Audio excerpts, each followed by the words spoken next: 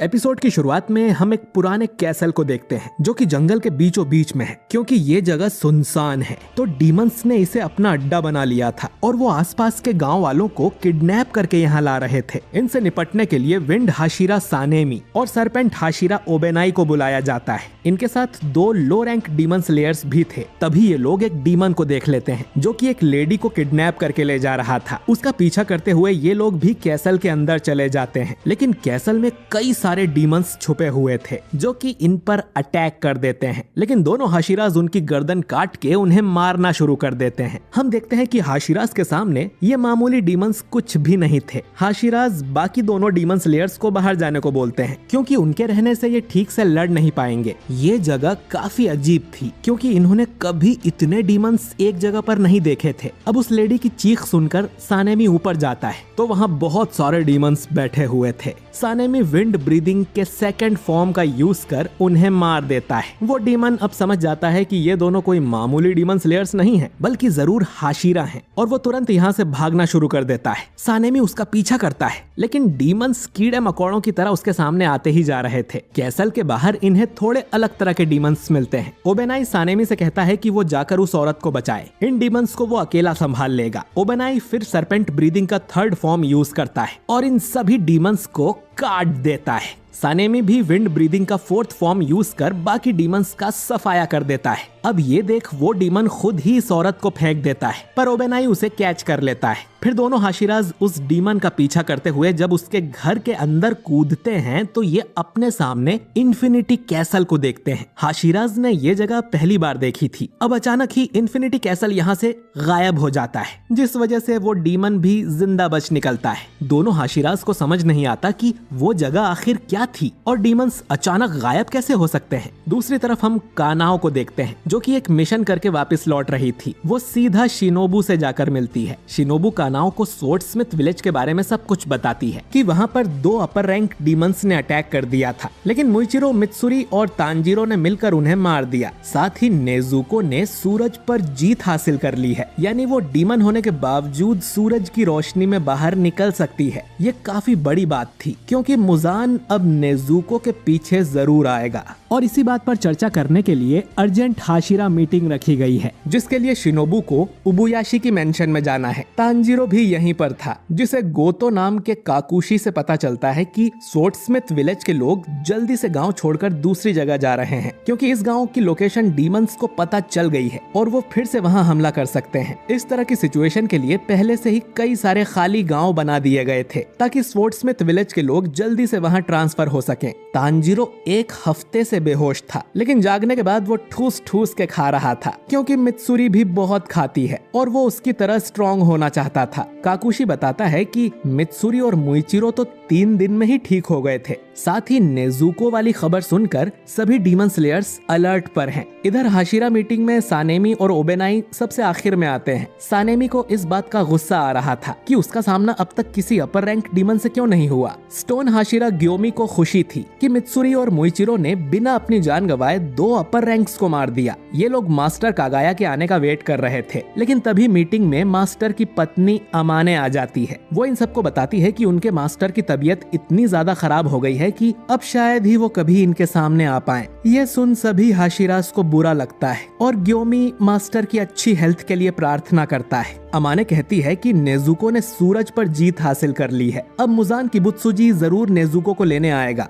ताकि वो भी उसकी तरह सूरज पर जीत हासिल कर सके, यानी कि जल्द ही इनका सामना मुजान से हो सकता है। अमाने को यह भी पता चला है कि लड़ाई के दौरान मित्सुरी और मुइचिरो के चेहरे पर एक निशान आ गया था। वो जानना चाहती है कि उन्हें यह निशान कैसे मिला। सेंगोकू पीरियड के समय फर्स्ट ब्रीदिंग यूज करने वाले तलवारबाजों ने मुजान को लगभग मार ही दिया था, तब उनके शरीर पर भी स्पेशल निशान प्रकट हुआ था। ये सुन हाशिराज चौंक जाते हैं क्योंकि उन्हें कभी भी ऐसे निशान के बारे में नहीं बताया गया। अमाने कहती है कि उन्हें भी नहीं पता कि ये सच में होता है या सिर्फ ये कहानियां हैं। इस बारे में सिर्फ एक किताब में लिखा हुआ है कि जब यह मार्क किसी इंसान पर प्रकट होता है तो उसके आसपास वाले लोगों पर भी ये निशान आ जाता है। अमाने आगे बताती है कि इस जनरेशन में जिसे सबसे पहले यह मार्क मिला था वो कोई हाशिरा नहीं था, उसका नाम है तांजीरो। लेकिन तांजीरो ये एक्सप्लेन ही नहीं कर पाया कि ये निशान प्रकट कैसे होता है। इसीलिए वो मित्सुरी और मुइचिरो से पूछना चाहती है। अब मित्सुरी भी तांजीरो की तरह बड़बड़ करने लगती है, जो कि किसी को समझ नहीं आता और सब उसे घूरने लगते हैं। इसके बाद मुइचिरो बोलता है कि उसे तो पता भी नहीं चला था कि उसके चेहरे पर कोई मार्क आया है। लड़ाई के दौरान उसे जहर दे दिया गया था, जिससे वो हिल भी नहीं पा रहा था। एक बच्चा उसकी जान बचाने की कोशिश में खुद मरने वाला था। उसी समय मुइचिरो की खोई हुई मेमोरीज भी लौट आई थी। जब मार्क अपीयर हुआ था तब उसका दिल 1 मिनट में 200 बार धड़क रहा होगा और उसका शरीर भी काफी गर्म होकर 39 डिग्री सेल्सियस पर पहुंच गया था। इन 2 कंडीशन की वजह से ही शायद मुइचिरो पर वो मार्क प्रकट हुआ था। शिनोबू कहती है कि ये दोनों चीजें काफी जानलेवा हैं, यानी कि उस मार्क को हासिल करना बहुत मुश्किल काम है। पर सानेमी कहता है कि ये तो बड़ा आसान है, जिस पर वाटर हाशिरा गियू सानेमी को ताना मारता है कि तुम्हारे छोटे से दिमाग को तो ये काम आसान ही लगेगा। जो सुन सानेमी गुस्सा हो जाता है। अमाने चाहती थी कि सभी हाशिराज मार्क मैनिफेस्ट करना सीख जाएं, ताकि वो लोग और भी स्ट्रॉन्ग बन सकें। इतना कहकर अमाने यहाँ से चली जाती है। अब गियू भी उठकर जाने लगता है। सानेमी उसे रोकते हुए कहता है कि अभी मीटिंग पूरी नहीं हुई है, जिस पर गियू बोलता है कि तुम लोग आपस में बात कर लो, मुझे कोई मतलब नहीं है। ओबेनाई को ये बात पसंद नहीं आती। शिनोबू भी गियू से पूछती है कि उसे क्या हुआ, जिस पर गियू इतना बोलता है कि वो उन सब से अलग है। ये बात सुन सानेमी गुस्सा हो जाता है कि तुमने पहले भी ये बात कही थी, तुम खुद को हम सबसे ऊपर मानते हो क्या। अब इन दोनों में झगड़ा होने ही वाला था कि गियोमी ताली बजाकर सबको शांत कर देता है और सबको वापस बैठने का ऑर्डर देता है। इधर बटरफ्लाई मेंशन में तांजीरो को पता चलता है कि नेजुको बाकी लड़कियों के साथ बाहर खेल रही है और वो उसे बात करना भी सिखा रही थी। बाहर हम जेनित्सु को देखते हैं, जो कि एक मिशन पूरा करके लौटा ही था। तीनों लड़कियां उसका स्वागत करती हैं और फिर नेजुको भी बाहर आकर जेनित्सु को वेलकम बैक कहती है। जेनित्सु ने पहली बार नेजुको को दिन में देखा था और उसकी आवाज सुनकर वो पूरा पागल ही हो जाता है और चिल्लाने लगता है। वो नेजुको के पास आकर कहता है कि तुम मेरे लिए बोलना सीख गई, ये तो कमाल है। जल्दी मुझसे शादी कर लो, मैं रोज तुम्हें सुशी खिलाऊंगा, चलो घर बसाते हैं। इसके बाद नेजुको कहती है कि वेलकम बैक इनोसुके, यानी कि उसे जेनित्सु का नाम तक नहीं पता था। ये सुन जेनित्सु बहुत ज्यादा गुस्सा हो जाता है और बोलता है कि वो सुअर का बच्चा कहाँ है, मैं उसे मार डालूंगा।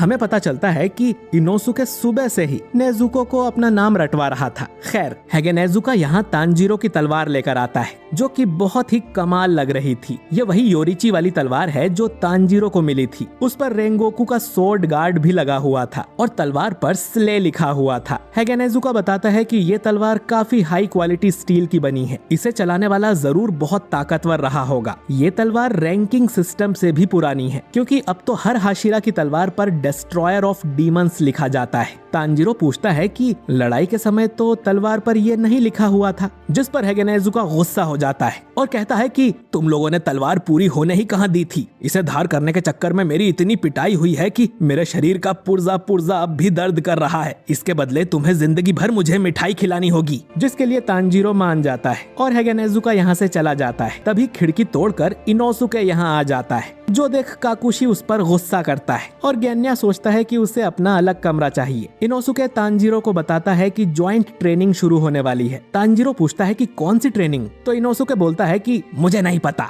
इस ट्रेनिंग का नाम है हाशिरा ट्रेनिंग, जिसमें सभी हाशिराज अपने से नीचे वाले डीमन स्लेयर्स को ट्रेनिंग देकर उन्हें और स्ट्रॉन्ग बनाएंगे। वो जल्द से जल्द ये ट्रेनिंग शुरू कर देंगे, क्योंकि पता नहीं मुजान क्या खिचड़ी पका रहा है और सभी डीमंस नेजुको को पकड़ने की फिराक में होंगे, तो इन्हें आने वाले अंतिम युद्ध के लिए तैयार रहना होगा। ग्योमी कहता है कि वो रिटायर्ड हाशिरा टेंजन उजुई को भी मदद के लिए बुलाने वाला है। सभी हाशिराज इस ट्रेनिंग के लिए मान जाते हैं, लेकिन पता नहीं क्यों गियू इनके साथ नहीं था। अगले दिन तांजीरो और जेनित्सु इस ट्रेनिंग के बारे में बातें कर रहे थे। जेनित्सु को ये बिल्कुल पसंद नहीं आता कि अभी तो वो मिशन से लौटा है और आते ही उसे ट्रेनिंग पर लगा दिया। तांजीरो कहता है कि ये तो अच्छी बात है ना कि उन्हें हाशिराज के साथ ट्रेनिंग करने का मौका मिल रहा है, इससे उन्हें बहुत कुछ सीखने को मिलेगा। इससे जेनित्सु गुस्सा हो जाता है और तांजीरो का माथा काटने लगता है और कहता है कि तुम तो बिस्तर पे पड़े हो, तुम्हें क्या पता कि हम पे क्या बीत रही है, अब से हमारी दोस्ती खत्म। इतना कहकर जेनित्सु जाने लगता है, पर तांजीरो उसे थैंक यू बोलता है कि लड़ाई के दौरान तांजीरो के पैर भी नहीं हिल पा रहे थे, लेकिन जेनित्सु की सिखाई थंडर ब्रीदिंग की वजह से वो डीमन को पकड़कर उसका गला काट पाया। इसी तरह हाशिरा ट्रेनिंग भी उनके बहुत काम आएगी। अब खुद की तारीफ सुनकर जेनित्सु का सारा गुस्सा गायब हो जाता है और वो खुशी खुशी ट्रेनिंग पर जाने लगता है। इधर टेंजन उजुई स्लेयर्स को कड़ी ट्रेनिंग करवा रहा था। वो सब बुरी तरह थक गए थे, लेकिन उजुई उन्हें भागते रहने को कहता है क्योंकि ये तो बेसिक स्टेमिना ट्रेनिंग थी। उसके बाद वाले हाशिरा तो इनकी चटनी बना देंगे। यहाँ पर उजुई की तीनों वाइफ्स भी आई हुई थी और सबके लिए खाना पका रही थी। उजुई से छूटने के बाद इन सबको मुइचिरो से ट्रेनिंग लेनी होगी, जो होगी मूवमेंट ट्रेनिंग, फिर मित्सुरी की फ्लेक्सिबिलिटी ट्रेनिंग,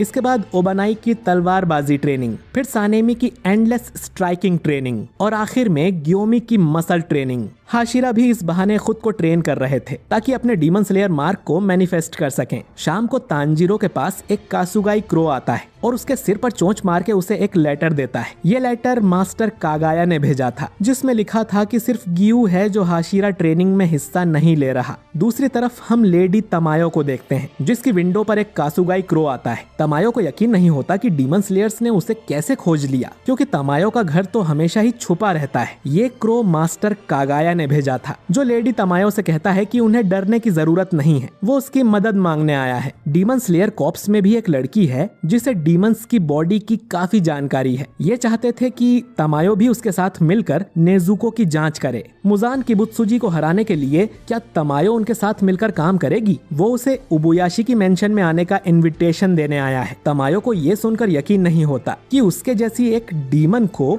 डीमन स्लेयर के हेडक्वार्टर्स में इनवाइट किया गया है। और तभी योशिरो भागते हुए यहाँ आता है और तमायो से कहता है कि उन्हें जल्दी से ये जगह बदल लेनी चाहिए, पर तमायो कहती है कि अब उसकी जरूरत नहीं है। नेजुको के सूरज पर जीत हासिल करने की वजह से कुछ बड़ा होने वाला है। शायद ये काफी पहले ही तय हो गया था। हम देखते हैं कि तमायो पहले योरिची से मिल चुकी है। तमायो योशिरो से कहती है कि वो जगह जरूर बदलेंगे क्योंकि वो अब डीमन स्लेयर्स के हेडक्वार्टर्स में जा रहे हैं। दूसरी तरफ तांजीरो को भी मास्टर कागाया का लेटर मिलता है, जिसमें लिखा था कि तांजीरो, अब तुम कैसे हो? मेरी बदनसीबी है कि अब मैं हिल भी नहीं सकता। मैं चाहता हूँ कि तुम गियू से जाकर बात करो। वो हमेशा अकेला रहता है और हाशिरा ट्रेनिंग में हिस्सा भी नहीं ले रहा। मुझे उम्मीद है कि तुम उससे प्यार से बात करके उसे एक नई दिशा दिखाओगे। अगली सुबह तांजीरो गियू से मिलने जाने लगता है। उसे ओई मिलती है और तांजीरो उससे पूछता है कि अगर कोई इंसान हमेशा ही अकेला रहता है तो उसका मूड अच्छा कैसे किया जा सकता है। ओई कहती है कि उसे भी इस बारे में नहीं पता, लेकिन वो तांजीरो और गियू के खाने के लिए ओनिगिरी पैक कर देती है, जिसे खाकर तांजीरो अपना माइंड और बॉडी हेल्दी रख सके। तांजीरो अब गियू के मेंशन के सामने जाता है और चिल्लाने लगता है कि क्या वो अंदर है? मैं हूँ तांजीरो। तांजीरो के काफी देर तक चिल्लाने पर भी गियू उसे कोई जवाब नहीं देता, तो तांजीरो खुद ही अंदर आ जाता है, जो गियू को अच्छा नहीं लगता। तांजीरो अब गियू के सामने बैठकर उसे बताता है कि कैसे सभी हाशिराज ट्रेनिंग करने में लगे हुए हैं और तांजीरो 7 दिन में बिल्कुल ठीक हो जाएगा और वो गियू के साथ ट्रेनिंग करना चाहता है। गियू उसे साफ मना कर देता है। तांजीरो पूछता है कि क्यों, वो किस बात पर इतना गुस्सा है, जिस पर गियू बोलता है कि वो गुस्सा है कि तांजीरो ने अब तक वाटर ब्रीदिंग को मास्टर नहीं किया है। उसे तो अब तक अगला वाटर हाशिरा होना चाहिए था। तांजीरो कहता है कि उसने इस बारे में उरुकोडाकी से बात की थी और उन्होंने बताया था कि वाटर ब्रीदिंग काफी बेसिक स्टाइल है, तो वो चाहे तो अपनी ब्रीदिंग स्टाइल चेंज भी कर सकता है। गियू कहता है कि अभी कोई भी वाटर हाशिरा नहीं है, तो किसी न किसी को तो जल्दी वाटर हाशिरा बनना पड़ेगा। तांजीरो ये सुन थोड़ा कंफ्यूज हो जाता है, क्योंकि वाटर हाशिरा तो खुद गियू है, जिस पर गियू कहता है कि वो वाटर हाशिरा नहीं है। फिर वो तांजीरो को यहाँ से जाने को बोलकर खुद कमरे से बाहर चला जाता है। तांजीरो को कागाया की बात याद आती है कि उसे गियू के साथ शांति से बात करनी होगी। तांजीरो गियू के खाने के लिए ओनिगिरी बाहर ही रख देता है। शाम को गियू देखता है कि तांजीरो अब तक नहीं गया था। तांजीरो अब गियू के पीछे भूत की तरह पड़ जाता है। वो हर जगह उसका पीछा करता है और उससे बात करने की कोशिश करता है और उससे पूछता है कि क्या वो उसे ट्रेन करेगा। तांजीरो गियू को चैन से सोने, खाने और नहाने भी नहीं दे रहा था। ऐसे ही करीब 4 दिन बीत जाते हैं और गियू को डर लगने लगता है कि क्या ये ऐसे ही जिंदगी भर मेरा पीछा करता रहेगा। अब गियू तांजीरो को सच बताता है कि उसने फाइनल सिलेक्शन पास नहीं किया था। गियू के साथ साबितो नाम का एक लड़का हुआ करता था, जिसकी फैमिली को भी डीमंस ने मार दिया था, बिल्कुल गियू की फैमिली की तरह। साबितो का नाम सुनकर तांजीरो चौंक जाता है। गियू आगे बताता है कि वो दोनों 13 साल के थे। वो उरुकोडाकी से यहाँ ट्रेनिंग के दौरान मिले थे और उनमें गहरी दोस्ती हो गई थी। साबितो एक नेक दिल लड़का था। इन दोनों दोनों ने साथ में फाइनल सिलेक्शन एग्जाम दिया था, लेकिन उस एग्जाम में सिर्फ एक ही इंसान मारा गया था, जो था साबितो। असल में साबितो ने अकेले ही माउंटेन के सारे डीमंस को मार दिया था। गियू तो पहले डीमन से लड़ते ही घायल हो गया था, तब भी साबितो ने ही गियू को बचाया था। फिर साबितो गियू को सेफ जगह छोड़कर एक दूसरे लड़के को बचाने चला गया। एग्जाम खत्म होने के बाद जब गियू को होश आया तो उसे पता चला कि जिंदा रहने की वजह से वो पास हो गया है, लेकिन साबितो को हैंड डीमन ने मार दिया था। गियू ने तो एक डीमन भी नहीं मारा था, तो वो खुद को पास कैसे मान सकता है। वो बाद में मास्टर कागाया से भी कहता है कि वो वाटर हाशिरा बनने के लायक नहीं है, वो तो बाकी हाशिरास के बराबर भी नहीं है, इसीलिए वो खुद को सबसे अलग मानता है। उसे नहीं लगता कि उसे डीमन स्लेयर कॉर्प्स में भी होना चाहिए। गियू आगे कहता है कि तांजिरो को किसी और हाशिरा के पास ट्रेनिंग के लिए जाना चाहिए और वो निशान कभी गियू के ऊपर नहीं आएगा। उसकी जगह अगर साबितो होता तो जरूर उस निशान को हासिल कर लेता। इतना कहकर गियू यहाँ से जाने लगता है। तांजिरो को अब गियू के लिए बुरा लगता है कि वो जरूर ये सोचता होगा कि काश साबितो की जगह वो खुद मर जाता। ये फीलिंग तांजिरो को भी अच्छे से पता है। तांजिरो अब साबितो और माकोमो को याद करता है कि मरने के बाद भी उन्होंने तांजिरो की मदद की थी। साबितो अगर आज जिंदा होता तो बिल्कुल गियू की उम्र का होता, एक महान तलवारबाज बनता। वो कमाल का था, उसने अकेले ही फाइनल सिलेक्शन में सबको बचाया। तांजिरो ये बिल्कुल नहीं कर पाता क्योंकि वो खुद को ही बचाने में लगा हुआ था। तांजिरो फिर रेंगोकू को याद करता है, जो कि एक महान इंसान था, लेकिन इन लोगों को बचाने के चक्कर में वो खुद मारा गया। तांजिरो भी सोचता है कि काश रेंगोकू की जगह वो खुद मर गया होता, क्योंकि उसे लगता है कि रेंगोकू जरूर मुजान को हरा देता। पर फिर भी उसे इनोसुके की बात याद आती है, जिसने कहा था कि रेंगोकू उन पर भरोसा करके मरा है, तो वो लोग अब रोते नहीं बैठ सकते। तांजिरो सोचता है कि उसे अब गियू से क्या कहना चाहिए। गियू खुद को हाशिरा नहीं मानता, लेकिन उसने हाशिरा बनने के लिए कड़ी मेहनत की होगी। तांजिरो अब गियू से कहता है कि क्या तुम साबितो के बलिदान का बदला ऐसे चुकाओगे। ये सुन गियू रुक जाता है और उसे एक बात याद आती है, जब साबितो ने उसे एक बार एक थप्पड़ मारा था और कहा था कि खबरदार, अगर कभी मरने की बात की तो हमारी दोस्ती हमेशा के लिए खत्म हो जाएगी। तुम्हारी बहन ने खुद की जान देकर तुम्हें डीमन से बचाया था, तो तुम्हें उसका सम्मान करते हुए जिंदा रहना होगा। गियू अब सोचता है कि उसने ये बात भुला दी थी, क्योंकि वो साबितो और अपनी बहन की डेथ को याद नहीं करना चाहता था। वो जब भी उन्हें याद करता तो दुखी हो जाता था और कुछ नहीं कर पाता था। पर अब वो उन दोनों से माफी मांगता है और उसे तांजिरो की बात समझ आ गई थी। वहीं तांजिरो सोचता है कि उसने कहीं कुछ ज्यादा तो नहीं बोल दिया। गियू तो बिल्कुल हिल भी नहीं रहा था, उसने गियू के जले पर नमक तो नहीं छिड़क दिया। फिर तांजिरो के दिमाग की बत्ती जलती है और वो गियू के साथ ईटिंग कॉन्टेस्ट करने का सोचता है, और अगर वो जीत गया तो गियू को उसे ट्रेन करना होगा, और ईटिंग कॉन्टेस्ट में तो गियू को बात करने की भी जरूरत नहीं है। फिर गियू तांजिरो से कहने लगता है कि वो हाशिरा ट्रेनिंग के लिए तैयार है, लेकिन तांजिरो बीच में से ही उसकी बात काटकर उसे सोबा ईटिंग कॉन्टेस्ट के लिए चैलेंज करता है, जिसके लिए गियू मान जाता है और दोनों जाकर दबा के खाने लगते हैं। गियू फिर तांजिरो से शिनोबू के बारे में पूछता है,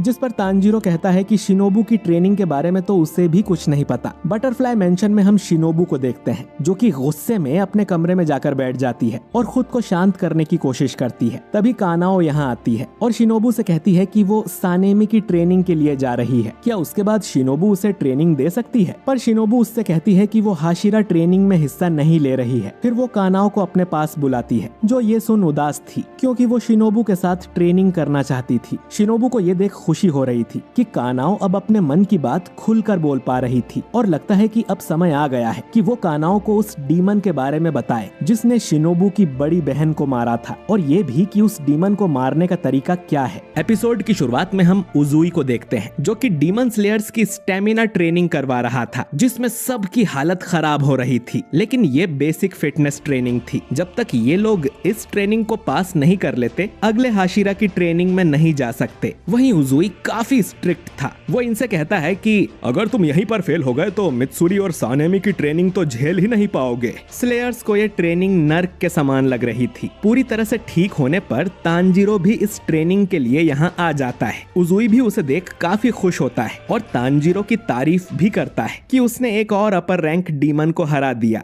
उजुई अब तांजीरो को भी ट्रेनिंग पर लगा देता है, जिसमें तांजीरो को बहुत मजा आ रहा था। उजुई की तीनों पत्नियां सबके लिए खाना बना रही थी और वो भी तांजीरो को देखकर काफी खुश होती हैं। उजुई सभी स्लेयर्स से कहता है कि वो पेट भर के खाना खाएं, अच्छे से खाएंगे तो अच्छे से ट्रेनिंग कर सकेंगे, और जिसने भी खाना छोड़ा उसे एक्स्ट्रा ट्रेनिंग करनी पड़ेगी। इसके बाद 2 स्लेयर्स नाइट ड्यूटी पर पहरा देने जाते हैं। आजकल डीमंस दिखना काफी कम हो गए थे, शायद सभी डीमंस नेजुको की खोज में लगे हैं, ऐसा इन्हें लगता है, लेकिन असलियत तो सिर्फ डीमन ही जानते हैं। अचानक इनमें से एक स्लेयर कहीं गायब हो जाता है। ये देख दूसरा स्लेयर डर जाता है, पर वो स्लेयर इसके साथ मजाक कर रहा था। तभी इन दोनों को पास की गली में से कुछ आवाज आती है, पर ये उस पर ध्यान नहीं देते और आगे बढ़ते रहते हैं। तभी हम गली के अंदर से एक डीमन की आंख निकलते हुए देखते हैं, जो कि इन दोनों स्लेयर्स का पीछा करने लगती है। इस आंख पर नंबर 4 लिखा हुआ था। अगले दिन तांजीरो फिर से ट्रेनिंग में सबको पीछे छोड़ रहा था, जो देख बाकी स्लेयर्स हैरान थे। तांजीरो इन्हें कहानी सुनाता है कि कैसे उसने एक अपर रैंक को मारा था, लेकिन उसकी बड़बड़ किसी को भी समझ नहीं आती। उजुई अब सभी को एक बड़ा सा पहाड़ चढ़कर वापस उतरने को कहता है। यही आज की आखिरी ट्रेनिंग होगी, जो भी लेट आएगा उसे डिनर नहीं मिलेगा। उसकी तीनों वाइफ्स तांजीरो के पास आकर उससे कहती हैं कि उजुई बाहर से दिखने में जितने सख्त हैं, अंदर से उतने ही मुलायम हैं। जब तक सारे स्लेयर्स नहीं लौट आते, वो खुद भी डिनर नहीं करते हैं। एक दिन वो खुद पूरा पहाड़ चढ़ गए थे एक बचे हुए स्लेयर को लाने के लिए। उजुई आकर कहता है कि मास्टर ने उस पर भरोसा किया है, तो वो ऐसे ही इन स्लेयर्स को मरने थोड़ी देगा। तांजीरो भी अब पहाड़ चढ़ने लगता है और मन में सोचता है कि सभी हाशिराज अंदर से कितने साफ दिल होते हैं। हम तांजीरो और गियू का ईटिंग कॉन्टेस्ट देखते हैं, जिसमें दोनों ने ढेर सारी प्लेट्स साफ कर दी थी। तांजीरो ने शर्त रखी थी कि अगर वो जीता तो गियू को हाशिरा ट्रेनिंग में हिस्सा लेना पड़ेगा। गियू भी अब हाशिरा ट्रेनिंग ज्वाइन करना चाहता था, तो वो जानबूझकर कम खाना खाता है और तांजीरो को ये कॉन्टेस्ट जिता देता है। खैर, शाम को सानेमी और ओबानाई आपस में बात करते हैं कि वो लोग इन स्लेयर्स को ट्रेन तो कर रहे हैं, लेकिन अपर रैंक से लड़ाई में ये लोग किसी काम नहीं आने वाले। पर मास्टर की यही इच्छा थी, तो हम उसे पूरा करेंगे। दोनों को वो इन्फिनिटी कैसल वाली बात परेशान कर रही थी कि वो जगह आखिर थी क्या, और इतने सारे डीमंस अचानक कहाँ गायब हो गए थे। अगर वो डीमंस के छुपने की जगह है, तो इन्हें उसके बारे में पता कैसे नहीं है। सानेमी बताता है कि वो उसी जंगल में कई बार गया है, लेकिन उसे कुछ नहीं मिला। ओबानाई कहता है कि ठीक उसी टाइम से बाकी सब डीमंस भी दिखना बंद हो गए हैं। जाहिर है कि उन सब का टारगेट नेजुको है और जल्द ही कुछ बड़ा होने वाला है। सानेमी कहता है कि चाहे उसके सामने कुछ भी आ जाए, वो अकेला ही सबको खत्म कर देगा। ओबानाई कहता है कि डीमन स्लेयर कॉर्प्स के लिए ये एक अशुभ घड़ी है। हाशिरा ट्रेनिंग की वजह से उसका ध्यान भटकता रहता है, लेकिन अंदर से वो आने वाले खतरे के बारे में ही सोचता है। ये और कुछ नहीं बल्कि तूफान के आने से पहले वाली शांति है। इसके बाद ये दोनों एक दूसरे से लड़ने की बात करते हैं ताकि इनकी भी ट्रेनिंग हो जाए। इधर तांजीरो उजुई की वाइफ्स के साथ किचन में घुसा हुआ था। ये तीनों तांजीरो का शुक्रिया भी करती हैं एंटरटेनमेंट डिस्ट्रिक्ट में उनकी रक्षा करने के लिए। पर तांजीरो कहता है कि वो अकेला थोड़ी था। हिनात्सुरु कहती है कि तांजीरो, नेजुको, इनोसुके, जेनित्सु और उजुई, अगर इनमें से कोई एक भी कम होता तो शायद ये लोग अगली सुबह का सूरज नहीं देख पाते। ये किसी चमत्कार से कम नहीं है। उसे यकीन है कि उजुई अब भी लड़ना चाहते हैं। वो अक्सर ही नींद में बोलने लगते हैं और रिटायर होने के लिए खुद को दोषी ठहराते हैं। आखिर में ये तांजीरो से कहती है कि तुम मुजान किबुत्सुजी को जरूर हरा देना। खैर, उजुई अब स्लेयर्स से कहता है कि वो सभी आज स्पेशल ट्रेनिंग करेंगे, जिससे इन्हें असली लड़ाई का अनुभव होगा। इसके बाद वो सभी को पहाड़ी पर ले जाता है। अब तक अंधेरा हो गया था, क्योंकि डीमंस सिर्फ रात में आते हैं, तो इन्हें अंधेरे में लड़ना सीखना होगा। उजुई अब इनके लिए डीमन है, सबको उससे बचने की कोशिश करना है, और तांजीरो का काम होगा सभी को प्रोटेक्ट करते हुए उजुई को हराना। उजुई अब चुपके से इन पर अटैक करने लगता है और किसी को वो दिख भी नहीं रहा था। उजुई आखिर एक निंजा था, तो तांजीरो भी उसे सेंस नहीं कर पा रहा था। उजुई अब खुद इनके सामने आता है। एक स्लेयर डरते हुए कहता है कि ये नामुमकिन है, वो एक हाशिरा को नहीं हरा सकते। उजुई उस स्लेयर को मारते हुए उससे कहता है कि क्या तुम डीमन से भी यही कहोगे? तांजीरो अब सभी स्लेयर्स को इकट्ठा होने को बोलता है और खुद उजुई से लड़ने लगता है। सिर्फ एक हाथ होने के बाद भी उजुई काफी ताकतवर था। दोनों में लड़ाई होने लगती है और उजुई ये देख काफी खुश होता है कि तांजीरो पहले से ज्यादा स्ट्रॉन्ग हो गया था। अब ये देख बाकी स्लेयर्स को भी जोश आता है और वो भी उजुई पर हमला कर देते हैं। अब ये सब लोग मिलकर उजुई से लड़ रहे थे। ट्रेनिंग के बाद उजुई सभी को डांट लगाता है कि तुम लोग एक रिटायर हाशिरा से भी नहीं जीत पाए। सभी स्लेयर्स कहते हैं कि उन्हें यकीन है कि तांजीरो और हाशिरास मिलकर अपर रैंक्स और मुजान को मार देंगे और उनके इस काम में वो सब भी जितना हो सके अपना योगदान जरूर देंगे और उसके लिए वो कड़ी मेहनत करके स्ट्रॉन्ग बनेंगे। ये सुन उजुई काफी खुश होता है। करीब 10 दिन बाद तांजीरो इस स्टेमिना ट्रेनिंग को पास कर लेता है। उजुई उससे कहता है कि अब तुम अगली ट्रेनिंग पर जा सकते हो। हमने अपर रैंक को तो हरा दिया, लेकिन ये सब तभी खत्म होगा जब हम मुजान किबुत्सुजी को मार देंगे। और ये काम उजुई तांजीरो के भरोसे छोड़ता है। तांजीरो कहता है कि वो मुजान को जरूर हरा देगा। मतलब उजुई को अपने बाकी हाशिरा साथियों पर भरोसा ही नहीं है, पर ये कल का आया लौंडा जरूर मुजान को मार देगा। दोस्तों, यही होता है जब मन से सीन्स लिखे जाते हैं। खैर, तांजीरो अब इन सबको गुड बाय और थैंक यू बोलकर यहाँ से चला जाता है। अपने कासुगाई क्रो का पीछा करते हुए तांजीरो मुइचिरो के मेंशन में पहुँचता है और देखता है कि मुइचिरो तो और भी ज्यादा सख्ती से ट्रेनिंग दे रहा था। सारे स्लेयर्स जमीन पर पड़े हुए थे। एक स्लेयर मुइचिरो से बुरी तरह हार जाता है और मुइचिरो उससे कहता है कि अगर ये असली की लड़ाई होती तो तुम अब तक 3 बार मर गए होते। मुइचिरो अब सभी को खड़े होने को बोलता है और फिर से एक एक वार में ही सबको हरा देता है। वो कहता है कि चाहे तुम्हारे साथ वाला कोई मर भी जाए, तुम्हें रुकना नहीं है, क्योंकि अगर तुम रुके तो तुम भी मारे जाओगे। तभी मुइचिरो की नजर तांजीरो पर जाती है और वो उसे देखते ही काफी खुश हो जाता है और बोलता है कि वो तांजीरो का ही इंतजार कर रहा था। इसके बाद लंच ब्रेक हो जाता है, जिसमें मुइचिरो की कासुगाई क्रो स्लेयर्स को कोसने लगती है। वो पहले की तरह ही बदतमीज थी और स्लेयर्स उससे काफी परेशान थे। मुइचिरो फिर तांजीरो को लेकर एक वर्कशॉप में जाता है, जिसके अंदर हम कानामोरी को देखते हैं, जो कि मुइचिरो का स्वॉर्डस्मिथ है। कानामोरी तांजीरो को सही सलामत देख काफी खुश होता है। कानामोरी को यहाँ पर मुइचिरो ने ही बुलाया था। मुइचिरो फिर यहाँ रखी एक तलवार को उठाकर तांजीरो को देता है और सीधा पकड़ने को बोलता है। इसके बाद मुइचिरो एक पेपर एयरप्लेन बनाकर उस तलवार की तरफ उड़ाता है। तलवार को छूते ही उस पेपर के 2 टुकड़े हो जाते हैं, यानी कि ये तलवार बहुत ही ज्यादा शार्प थी। मुइचिरो कहता है कि उसने इसीलिए कानामोरी को यहाँ पर बुलवा लिया है, ताकि वो हमेशा मुइचिरो की तलवारों में धार करता रहे। आने वाले बैटल के लिए मुइचिरो को अपनी तलवारें बेस्ट कंडीशन में चाहिए होंगी। उसने ये बात मास्टर को बताई थी, तो उन्होंने कहा था कि तुम्हारी जैसी मर्जी हो वैसा करो। वो हमारा बहुत ध्यान रखते हैं। काश वो अपनी सेहत का भी उतना ही ध्यान रखें और जल्दी ठीक हो जाएं।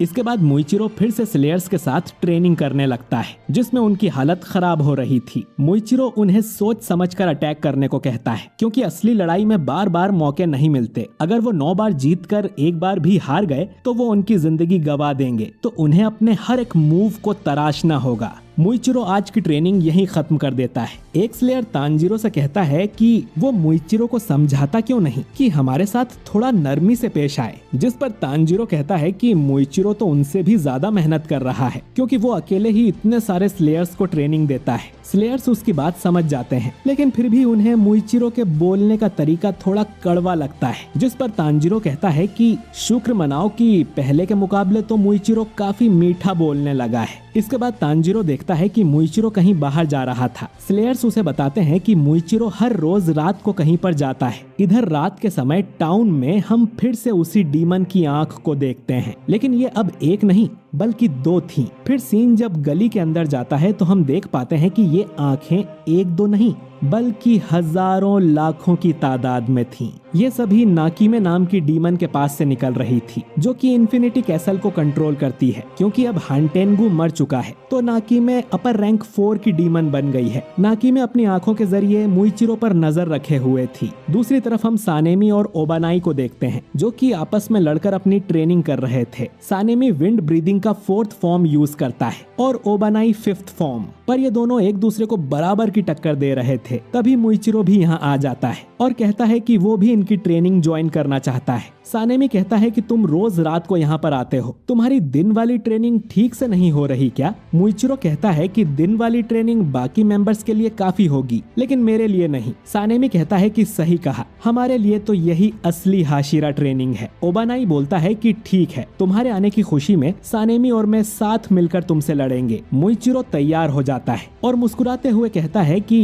एक के खिलाफ दो बड़ी नाइंसाफी है। मुइचिरो फिर दोनों पर अटैक कर देता है और वो इतना तेज होता है कि शुरू में तो ओबानाई और सानेमी उसके अटैक्स देख ही नहीं पाते। मुइचिरो की कासुगाई ऊपर बैठकर चिल्लाती है कि इन दोनों को धूल चटा दो, तुम ही सबसे बेस्ट हो। काफी देर लड़ने के बाद तीनों एक जगह बैठ जाते हैं। सानेमी कहता है कि आज की ट्रेनिंग तो काफी हार्ड थी। दिन में मेंबर्स के साथ ट्रेनिंग और रात में तुम लोगों के साथ असली फाइट करके मजा आ जाता है। ओबानाई मुइचिरो से पूछता है कि उसकी आज की ट्रेनिंग कैसी थी, जिस पर मुइचिरो बताता है कि आज तांजीरो उसके पास आया है। उसके ज्यादातर घाव भर चुके हैं। जब तक वो ओबानाई के यहाँ पहुँचेगा तब तक वो पूरी तरह से रिकवर हो चुका होगा। ओबानाई कहता है कि अच्छा है, फिर तो मैं उसे पूरी ताकत से ट्रेन कर पाऊंगा। सानेमी बोलता है कि भले ही वो अब थोड़ा स्ट्रॉन्ग हो गया हो, लेकिन मैं उसे दिखाऊंगा कि एक हाशिरा के सामने वो कुछ नहीं है। ये सुन मुइचिरो तांजीरो के लिए प्रे करता है। अगले दिन मुइचिरो फिर से स्लेयर्स को हरा देता है और कहता है कि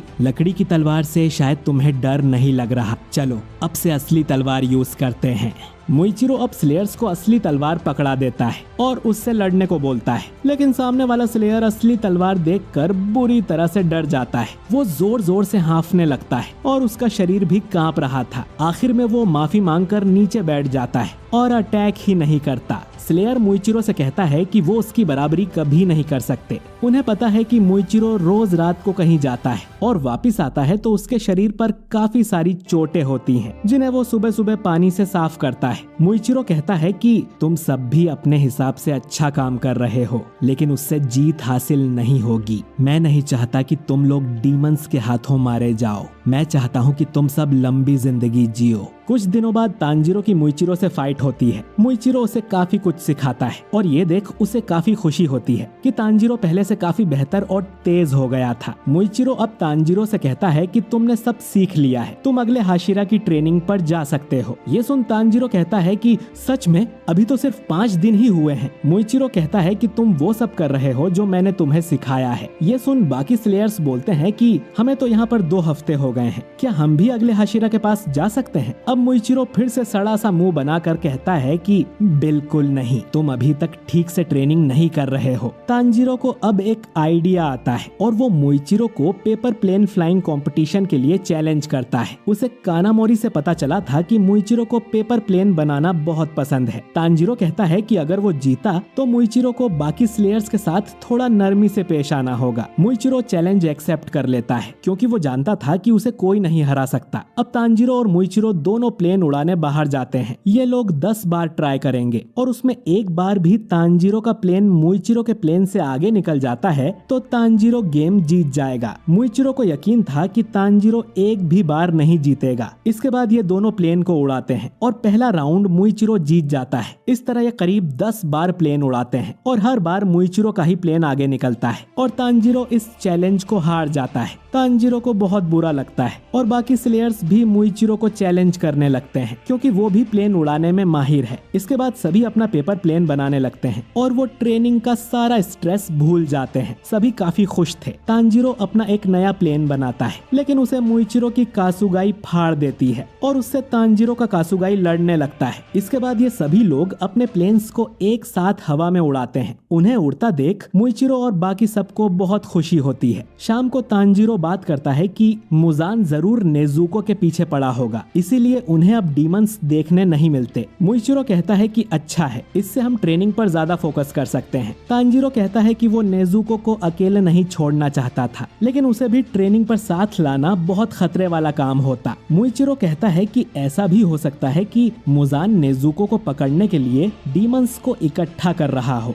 ताकि वो खुद उन डीमंस के बीच छुप सके। तांजीरो कहता है कि वो और ज्यादा मेहनत करके स्ट्रॉन्ग बनेगा और फिर नेजुको के पास जाएगा। तांजीरो का हमेशा पॉजिटिव रहना मुइचिरो को अच्छा लगता है। तांजीरो कहता है कि उसे नेजुको की चिंता नहीं है क्योंकि उसकी देखभाल एक भरोसेमंद इंसान कर रहा है। हम देखते हैं कि तांजीरो के मास्टर उरुकोडाकी नेजुको की सुरक्षा में बैठे हुए थे। मुइचिरो आखिर में तांजीरो से कहता है कि हम सबको मिलकर मुजान को हराना ही पड़ेगा। इसके बाद तांजीरो लव हाशिरा मित्सुरी के मेंशन में आ जाता है, जो कि उसे देख बहुत ज्यादा खुश होती है। तांजीरो देखता है कि यहाँ ढेर सारी मधुमक्खी उड़ रही थी। मित्सुरी बताती है कि वो यहाँ ढेर सारी मधुमक्खियाँ पालती है क्योंकि उसे उनका शहद बहुत अच्छा लगता है। वो उसे ब्रेड पर लगाकर भी खाती है और बटर भी उसे पसंद है। मित्सुरी कहती है कि वो तांजीरो के लिए ब्लैक टी बनाएगी और पैनकेक्स भी। तांजीरो मन में सोचता है कि पैनकेक, बटर, मुझे तो ब्लैक टी क्या होता है ये भी ठीक से नहीं पता। मित्सुरी तांजीरो का हाथ पकड़कर उसे मेंशन में ले जाने लगती है और तांजीरो के लिए वो अपने हाथों से पैनकेक बनाती है। तांजीरो ने पहले कभी केक नहीं खाया था तो वो उसे अपने हाथों से खिलाती है और तांजीरो को पैनकेक बहुत अच्छा लगता है। मित्सुरी फिर तांजीरो को उसकी ट्रेनिंग वाली ड्रेस देती है। मित्सुरी ने सभी स्लेयर्स को लड़कियों जैसी ड्रेस पहनाई हुई थी और फिर वो सभी को म्यूजिक की बीट पर नाचने को कहती है क्योंकि नाचने से उनके शरीर की फ्लेक्सिबिलिटी बढ़ेगी। इसके बाद वो सभी से स्ट्रेचिंग भी करवाती है। वो डेमो देने के लिए एक स्लेयर की टांगे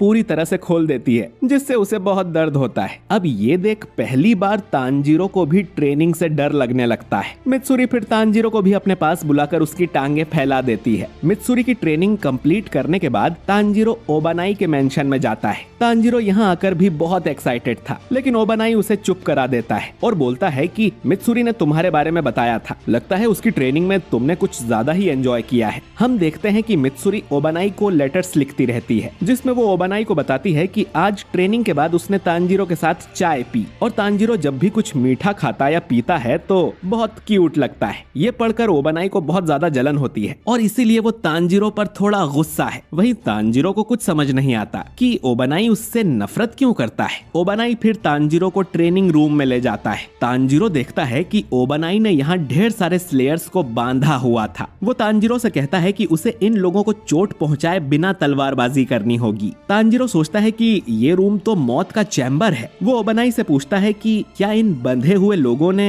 कुछ क्राइम किया है, जिस पर ओबानाई कहता है कि हाँ, इनका क्राइम है कमजोर होना, जल्दी नहीं सीखना, मेरा समय बर्बाद करना और मुझे परेशान करना। इसके बाद ओबानाई तांजीरो को दिखाता है कि उसे स्लेयर्स के बीच में बने टारगेट्स पर वार करना है। ओबानाई का निशाना इतनी स्पीड में भी बहुत पक्का था। इसके बाद तांजीरो की बारी थी। उसके पास लकड़ी की तलवार थी लेकिन चोट तो उससे भी बहुत लगेगी। सभी स्लेयर्स डरे हुए थे और प्रे कर रहे थे कि तांजीरो कहीं उन पर ही ना मार दे। तांजीरो अब धीरे धीरे टारगेट्स को हिट करने लगता है जो देख ओबानाई गुस्सा हो जाता है कि वो यहाँ ट्रेनिंग करने आया है कि मजाक। फिर ओबानाई तांजीरो से कहता है कि चलो मुझ पर अटैक करो। स्लेयर्स को ना लग जाए इस डर से तांजीरो काफी झिझक रहा था और ओबानाई उसे हरा देता है। ओबानाई तांजीरो को फिर से अटैक करने को बोलता है। इस तरह तांजीरो की ट्रेनिंग चलती रहती है। तांजीरो काफी स्लो था। वहीं ओबानाई की तलवार छोटी जगहों से भी आराम से निकल रही थी, जैसे उसकी तलवार मुड़ रही हो, बिल्कुल एक सांप की तरह। और तांजीरो जब भी स्लेयर्स के बीच में मारता था तो उसे उनकी अंदरूनी आवाज सुनाई दे रही थी जो कह रही थी कि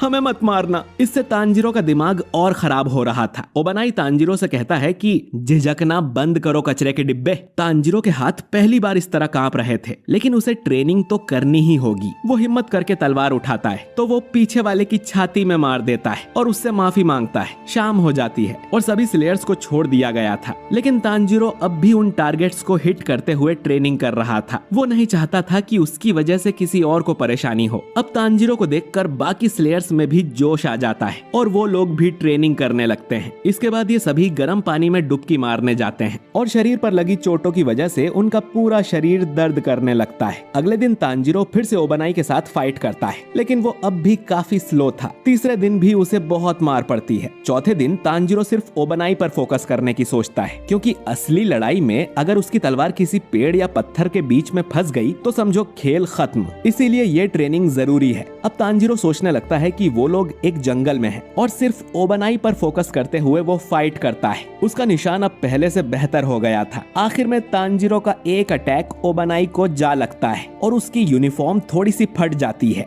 ये देख ओबानाई तांजीरो से कहता है कि उसकी ट्रेनिंग पूरी हुई। तांजीरो उसे गुड बाय बोलता है। ओबानाई गुस्से में कहता है कि भाड़ में जाओ कचरे के डिब्बे, और खबरदार अगर मित्सुरी से ज्यादा दोस्ती करने की कोशिश की तो। वहीं तांजीरो को समझ नहीं आता कि ये मुझ पे इतना गुस्सा क्यों है। तांजीरो अब सानेमी के मेंशन की तरफ जाने लगता है, लेकिन रास्ते में अचानक ही जेनित्सु उसके सामने आ जाता है, जिसे देख तांजीरो डर जाता है। जेनित्सु रोते हुए तांजीरो से कहता है कि मेरी मदद करो तांजीरो, यहाँ से भागने में मैं बड़ी मुश्किल से यहाँ तक पहुँचा हूँ। मैं छिपकली की तरह दीवारों पर रेंगते हुए यहाँ तक आया हूँ। असल में जेनित्सु सानेमी की ट्रेनिंग से भागने की कोशिश कर रहा था। तांजीरो ने ट्रेनिंग लेट शुरू की थी, इसीलिए इनोसुके और जेनित्सु ट्रेनिंग में उससे आगे हैं। खैर, तभी सानेमी यहाँ आकर उसे पकड़ लेता है और कहता है कि या तो ट्रेनिंग पर वापस चलो या मेरे हाथों से मारे जाओ। जेनित्सु रोते हुए कहता है कि अरे थोड़ी रहम करो भाई। उसकी बड़बड़ से सानेमी गुस्सा हो जाता है और एक चॉप मारकर जेनित्सु को बेहोश कर देता है। सानेमी फिर तांजीरो से कहता है कि इसे उठाकर मेरे पीछे आओ।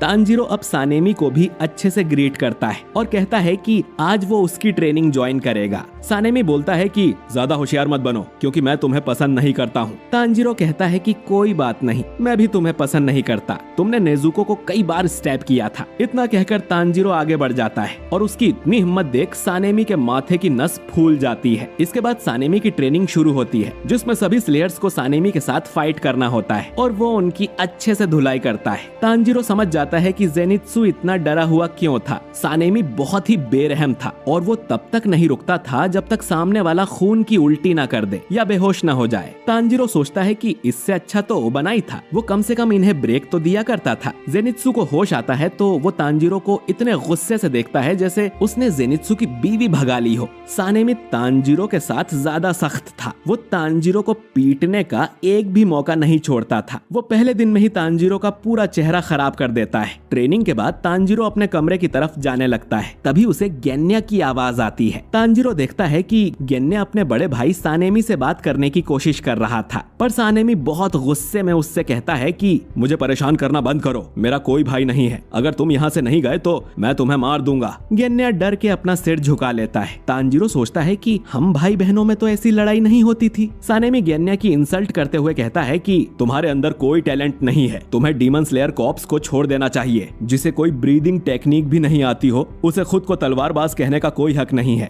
इतना कहकर सानेमी यहाँ से जाने लगता है। गेन्या कहता है कि उसे बहुत समय से सानेमी से माफी मांगनी है, पर सानेमी कहता है कि उसे फर्क नहीं पड़ता। गेन्या आगे कहता है कि वो बड़ी मेहनत कर यहाँ तक पहुँचा है, बल्कि उसने एक डीमन को भी खाया था। अब ये सुन सानेमी रुक जाता है और गुस्से में आग बबूला होते हुए पूछता है कि क्या कहा तुमने, एक डीमन खाया है?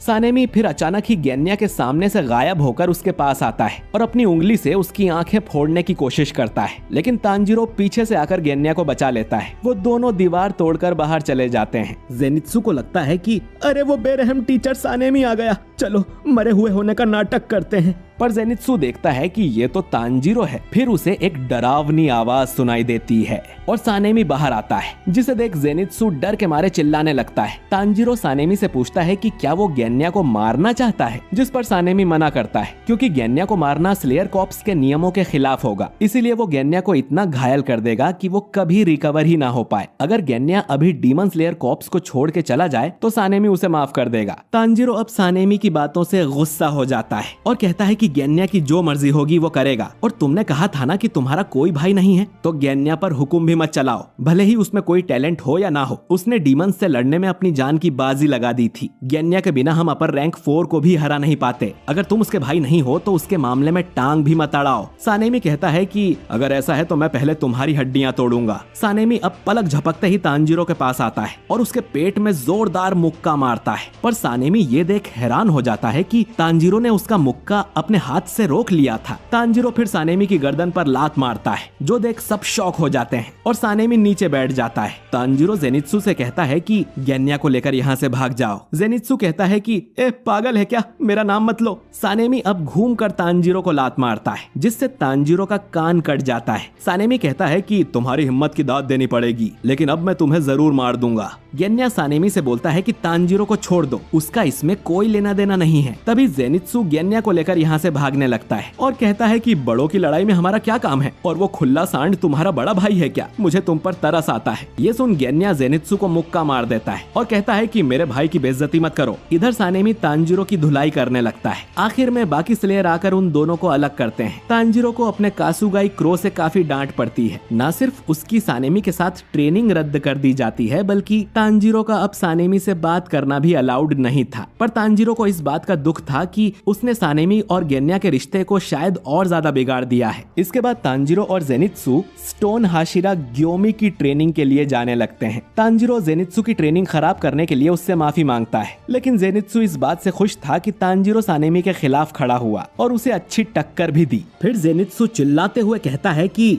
ये स्टोन हाशिरा का घर माउंटेन्स में इतना ऊपर क्यों है। तभी इन्हें पास में एक झरने की आवाज आती है। वो देखते हैं कि झरने के नीचे इनोसुके और बाकी ट्रेनीज खड़े हुए थे और एक मंत्र पढ़ते हुए मेडिटेशन कर रहे थे। पीछे से इन्हें गियोमी की आवाज आती है जो कहता है कि अगर तुम अपना दिल और दिमाग साफ कर लो तो आग भी ठंडी लगती है। ग्योमी ने अपने कंधे पर बड़े बड़े पेड़ के तने रखे हुए थे और उसके चारों तरफ आग लगी हुई थी, जो देख तांजीरो और जेनित्सु के तोते उड़ जाते हैं। ग्योमी इन दोनों का अपने ट्रेनिंग ग्राउंड में स्वागत करता है। ग्योमी इन दोनों से कहता है कि शरीर में लेग्स और हिप सबसे महत्वपूर्ण अंग होते हैं जो कि शरीर का बैलेंस बनाते हैं, जिससे हम काफी मजबूत अटैक और डिफेंस कर सकते हैं। ग्योमी के यहाँ 3 तरह की ट्रेनिंग होती है। सबसे पहली ट्रेनिंग में इन्हें वाटरफॉल के नीचे खड़े होकर उसका प्रेशर झेलना होगा। दूसरी ट्रेनिंग में इन्हें लकड़ी के 3 बड़े बड़े लॉग्स को उठाकर चलना पड़ेगा और तीसरी ट्रेनिंग में इन्हें एक बड़े से बोल्डर को धकेलना है। ग्योमी की ट्रेनिंग में इन्हें सिर्फ ये 3 सिंपल टास्क करने हैं। वो आग वाली ट्रेनिंग इनके साथ नहीं करेगा क्योंकि उसमें खतरा है। ये 3 टास्क सुन के ही जेनित्सु बेहोश हो जाता है, तो ग्योमी तांजीरो से कहता है कि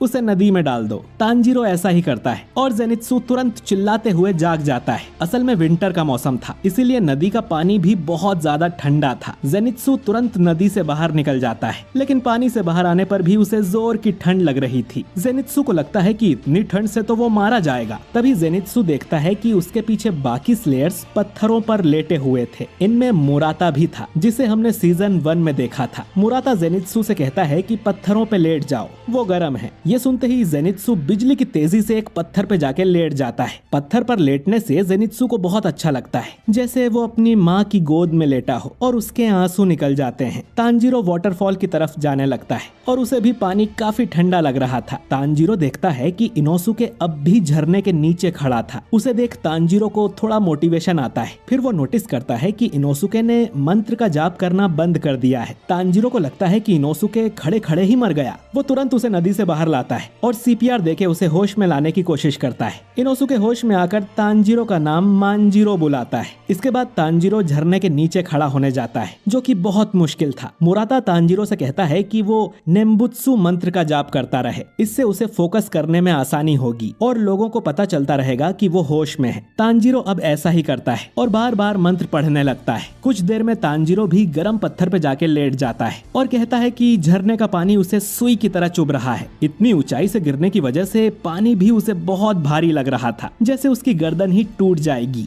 मुराता कहता है कि तुम और वो सुअर के सिर वाला बहुत कमाल के हो, क्योंकि मुराता ने झरने के नीचे जाने में ही एक पूरा दिन लगा दिया था और अब भी वो आधे घंटे से ज्यादा खड़ा नहीं रह पाता। लेकिन वो ये ट्रेनिंग 10 दिन से कर रहा है, इसीलिए अब वो लकड़ी उठाने वाला टास्क करेगा। इसके बाद तांजीरो सभी के लिए मछली पकाता है। मछली खाते हुए इनोसुके कहता है कि ये पत्थर वाला हाशिरा तो कमाल का है, उससे पहली बार मिलने पर ही मैं डर गया था। तांजीरो देखता है कि इनोसुके मछली के साथ साथ मछली के सारे कांटे भी खाता है और अब तक वो ऑलरेडी 10 मछलियां खा चुका था। इनोसुके आगे कहता है कि इसमें कोई शक नहीं कि ग्योमी पूरे डीमन स्लेयर कॉर्प्स में सबसे ताकतवर है। तांजीरो कहता है कि उसे भी यही लगता है, क्योंकि ग्योमी की सेंट बाकी हाशिरा से काफी अलग है और शायद उसने अपना डीमन स्लेयर मार्क भी मैनिफेस्ट कर लिया होगा। पर जेनित्सु कहता है कि मुझे ऐसा नहीं लगता, वो बूढ़ा आदमी खुद भी उस बोल्डर को नहीं धकेल सकता होगा, वो बस हम जैसे मासूम बच्चों को परेशान कर रहा है। और तभी जेनित्सु देखता है कि ग्योमी उससे भी बड़े बोल्डर को धकेल कर ले जा रहा था, जो देख सब हैरान हो जाते हैं और ग्योमी उसी मंत्र का जाप कर रहा था। तांजीरो कहता है कि ग्योमी कितने कमाल के हैं, क्या मैं भी उनकी तरह बन सकता हूँ? ये सुन जेनित्सु भड़क जाता है और तांजीरो को मारते हुए कहता है कि तुम पागल हो क्या? अपना और उसका साइज देखा है? वो आदमी एक भालू के जितना बड़ा है, तुम उसके सामने बौने हो, तुम कभी उतने स्ट्रॉन्ग नहीं बन सकते। खाना खत्म करके इनोसुके कहता है कि वो जल्द ही ट्रेनिंग कंप्लीट कर लेगा। उसे भी इतना पॉजिटिव देख जेनित्सु का दिमाग और खराब हो जाता है। इसके बाद तांजीरो और जेनित्सु दोनों ही झरने के नीचे खड़े होते हैं और कुछ ही देर में जेनित्सु पानी में डूबकर बहने लगता है और तांजीरो जल्दी से उसे बचाता है। वो दोनों फिर से झरने के नीचे खड़े होकर पहली ट्रेनिंग कंप्लीट कर लेते हैं। इसके बाद तांजीरो लकड़ी के लॉग्स उठाने जाता है और थोड़ी मेहनत के बाद वो इस ट्रेनिंग को भी पूरा कर लेता है। वहीं दूसरी तरफ अपर रैंक 4 नाकीमे की आंखें स्लेयर्स का पीछा करने में लगी हुई थी। नाकीमे बताती है कि उसने अब तक 60% डीमन स्लेयर्स को खोज लिया है, लेकिन अब तक उसे नेजुको का पता नहीं चला। नाकीमे के ठीक सामने डीमंस का राजा मुजान बैठा हुआ था, जो कि नाकीमे की प्रोग्रेस से काफी खुश था। वो उसे कुछ नए एरिया में भी छानबीन करने को कहता है और नाकीमे वैसा ही करने लगती है। वो दूसरे एरिया के डीमन स्लेयर्स का पीछा करने लगती है। मुजान कहता है कि वो जल्द ही नेजुको और कागाया उबुयाशिकी को ढूंढ लेगा। अगले दिन तांजीरो उस बोल्डर को धकेलने की कोशिश करता है, पर वो उसे हिला तक नहीं पाता और उसकी चप्पल अलग टूट जाती है। तांजीरो फिर देखता है कि 3 स्लेयर यहाँ से जा रहे थे। वो बताते हैं कि ये ट्रेनिंग उनके लिए कुछ ज्यादा ही हार्ड है, इसीलिए वो इसे बीच में ही छोड़कर जा रहे हैं, लेकिन वो तांजीरो को बैकअप सपोर्ट जरूर देंगे। ये सुन तांजीरो उनका शुक्रिया करता है, क्योंकि अगर ये लोग तांजीरो को पीछे से सपोर्ट करेंगे तो वो अपना सारा ध्यान डीमन से लड़ने में लगा सकता है। मुजान की गर्दन काटने के लिए पूरी डीमन स्लेयर कॉर्प्स को साथ मिलकर लड़ना होगा। तांजीरो इसके बाद फिर से बोल्डर को धकेलने में लग जाता है। लंच में तांजीरो सबके लिए ओनिगिरी बनाता है, जो कि बाकी स्लेयर्स को बहुत पसंद आती है। मुराता कहता है कि ये ट्रेनिंग करने से उसे समझ आ गया है कि हाशिरास के पास कोई साइड किक क्यों नहीं है जो कि हाशिरा के बाद उनकी जगह ले सके। हाशिरास की ट्रेनिंग ही इतनी हार्ड होती है कि कोई उनके पास नहीं टिक पाता। जैसे जेनित्सु को ही देख लो, ट्रेनिंग की वजह से बेचारे की हालत खराब हो गई है। हाशिरास सच में कमाल के होते हैं और उनकी ट्रेनिंग अलग ही लेवल की होती है। इसके बाद सभी तांजीरो के खाने की तारीफ करने लगते हैं, जिस पर तांजीरो बताता है कि आखिर वो एक कोयले बेचने वाले का बेटा है। अच्छा खाना पकाने के लिए आग को कंट्रोल करना पड़ता है। इसके बाद वो सभी को ग्रिल्ड ओनिगिरीज खिलाता है, जिसे खाकर सबको अपने घर की याद आ जाती है, जैसे वो अपनी माँ के हाथों से बना खाना खा रहे हों। ये सब सुन तांजीरो को भी अपने परिवार की याद आने लगती है। करीब 6 दिन बीत जाते हैं, लेकिन तांजीरो अब भी उस बोल्डर को नहीं हिला पाया था। वो जमीन पर लेटकर सोचने लगता है कि वो क्या गलत कर रहा है। डीमंस कभी भी हमला कर सकते हैं, तो उसे जल्दी ट्रेनिंग पूरी करनी होगी। तभी गैन्या यहाँ आता है और तांजीरो से कहता है कि तुम्हारे माथे का निशान तो और भी ज्यादा गहरा हो गया है। तांजीरो उसे देख चौंक जाता है और पूछता है कि वो कैसा है। गैन्या बताता है कि वो भी ग्योमी के यहाँ ट्रेनिंग कर रहा था। उसे सानेमी से बात करने से मना किया गया था, लेकिन फिर भी गैन्या उससे बात करने पहुंच गया और फिर तांजीरो की सानेमी से लड़ाई हो गई। इसके लिए गैन्या को भी ग्योमी से काफी डांट पड़ी है। खैर, गैन्या उसे प्रोटेक्ट करने के लिए तांजीरो का शुक्रिया करता है। तांजीरो पूछता है कि उसके सिर का निशान सच में गहरा हो गया क्या? मुझे तो किसी ने बताया ही नहीं। गैन्या बोलता है कि जिन बुद्धुओं के साथ तुम रहते हो वो इस चीज को कहां से नोटिस करेंगे। मैं तुम्हें बाद में अपना आईना दे दूंगा, उसमें देख लेना। गैन्या आगे बताता है कि वो भी बोल्डर वाली ट्रेनिंग ही कर रहा है और वो इसे थोड़ा हिलाने में कामयाब भी हो गया है। ये सुनकर तांजीरो चौंक जाता है। गैन्या फिर तांजीरो से पूछता है कि वो रेपिटेटिव एक्शन वाली टेक्निक कर रहा है या नहीं, पर तांजीरो को इस बारे में कुछ नहीं पता था। गैन्या कहता है कि ग्योमी इतना अच्छा टीचर नहीं है, तुम्हें उसे ध्यान से देखकर ही सब कुछ सीखना पड़ता है। गैन्या बताता है कि हाई कंसंट्रेशन पर पहुंचने के लिए इन्हें कुछ एक्शंस को बार बार रिपीट करना पड़ता है। जैसे गैन्या हमेशा नेम्बुत्सु मंत्र पढ़ता है। तांजीरो हंसते हुए कहता है कि ग्योमी भी हमेशा नामू नामू करते रहते हैं। वहीं ग्योमी पेड़ के पीछे छुपकर इन्हें देख रहा था। गैन्या अब यहाँ से चला जाता है और तांजीरो फिर से बोल्डर धकेलने की कोशिश करता है। रेपिटेटिव एक्शन करने से शरीर के सारे सेंसेस खुल जाते हैं। गैन्या को ब्रीदिंग टेक्निक्स नहीं आती, लेकिन रेपिटेटिव एक्शन करने से वो भी इस बोल्डर को हिला सकता है। इस टेक्निक को एक्टिव करने के लिए गैन्या और ग्योमी एक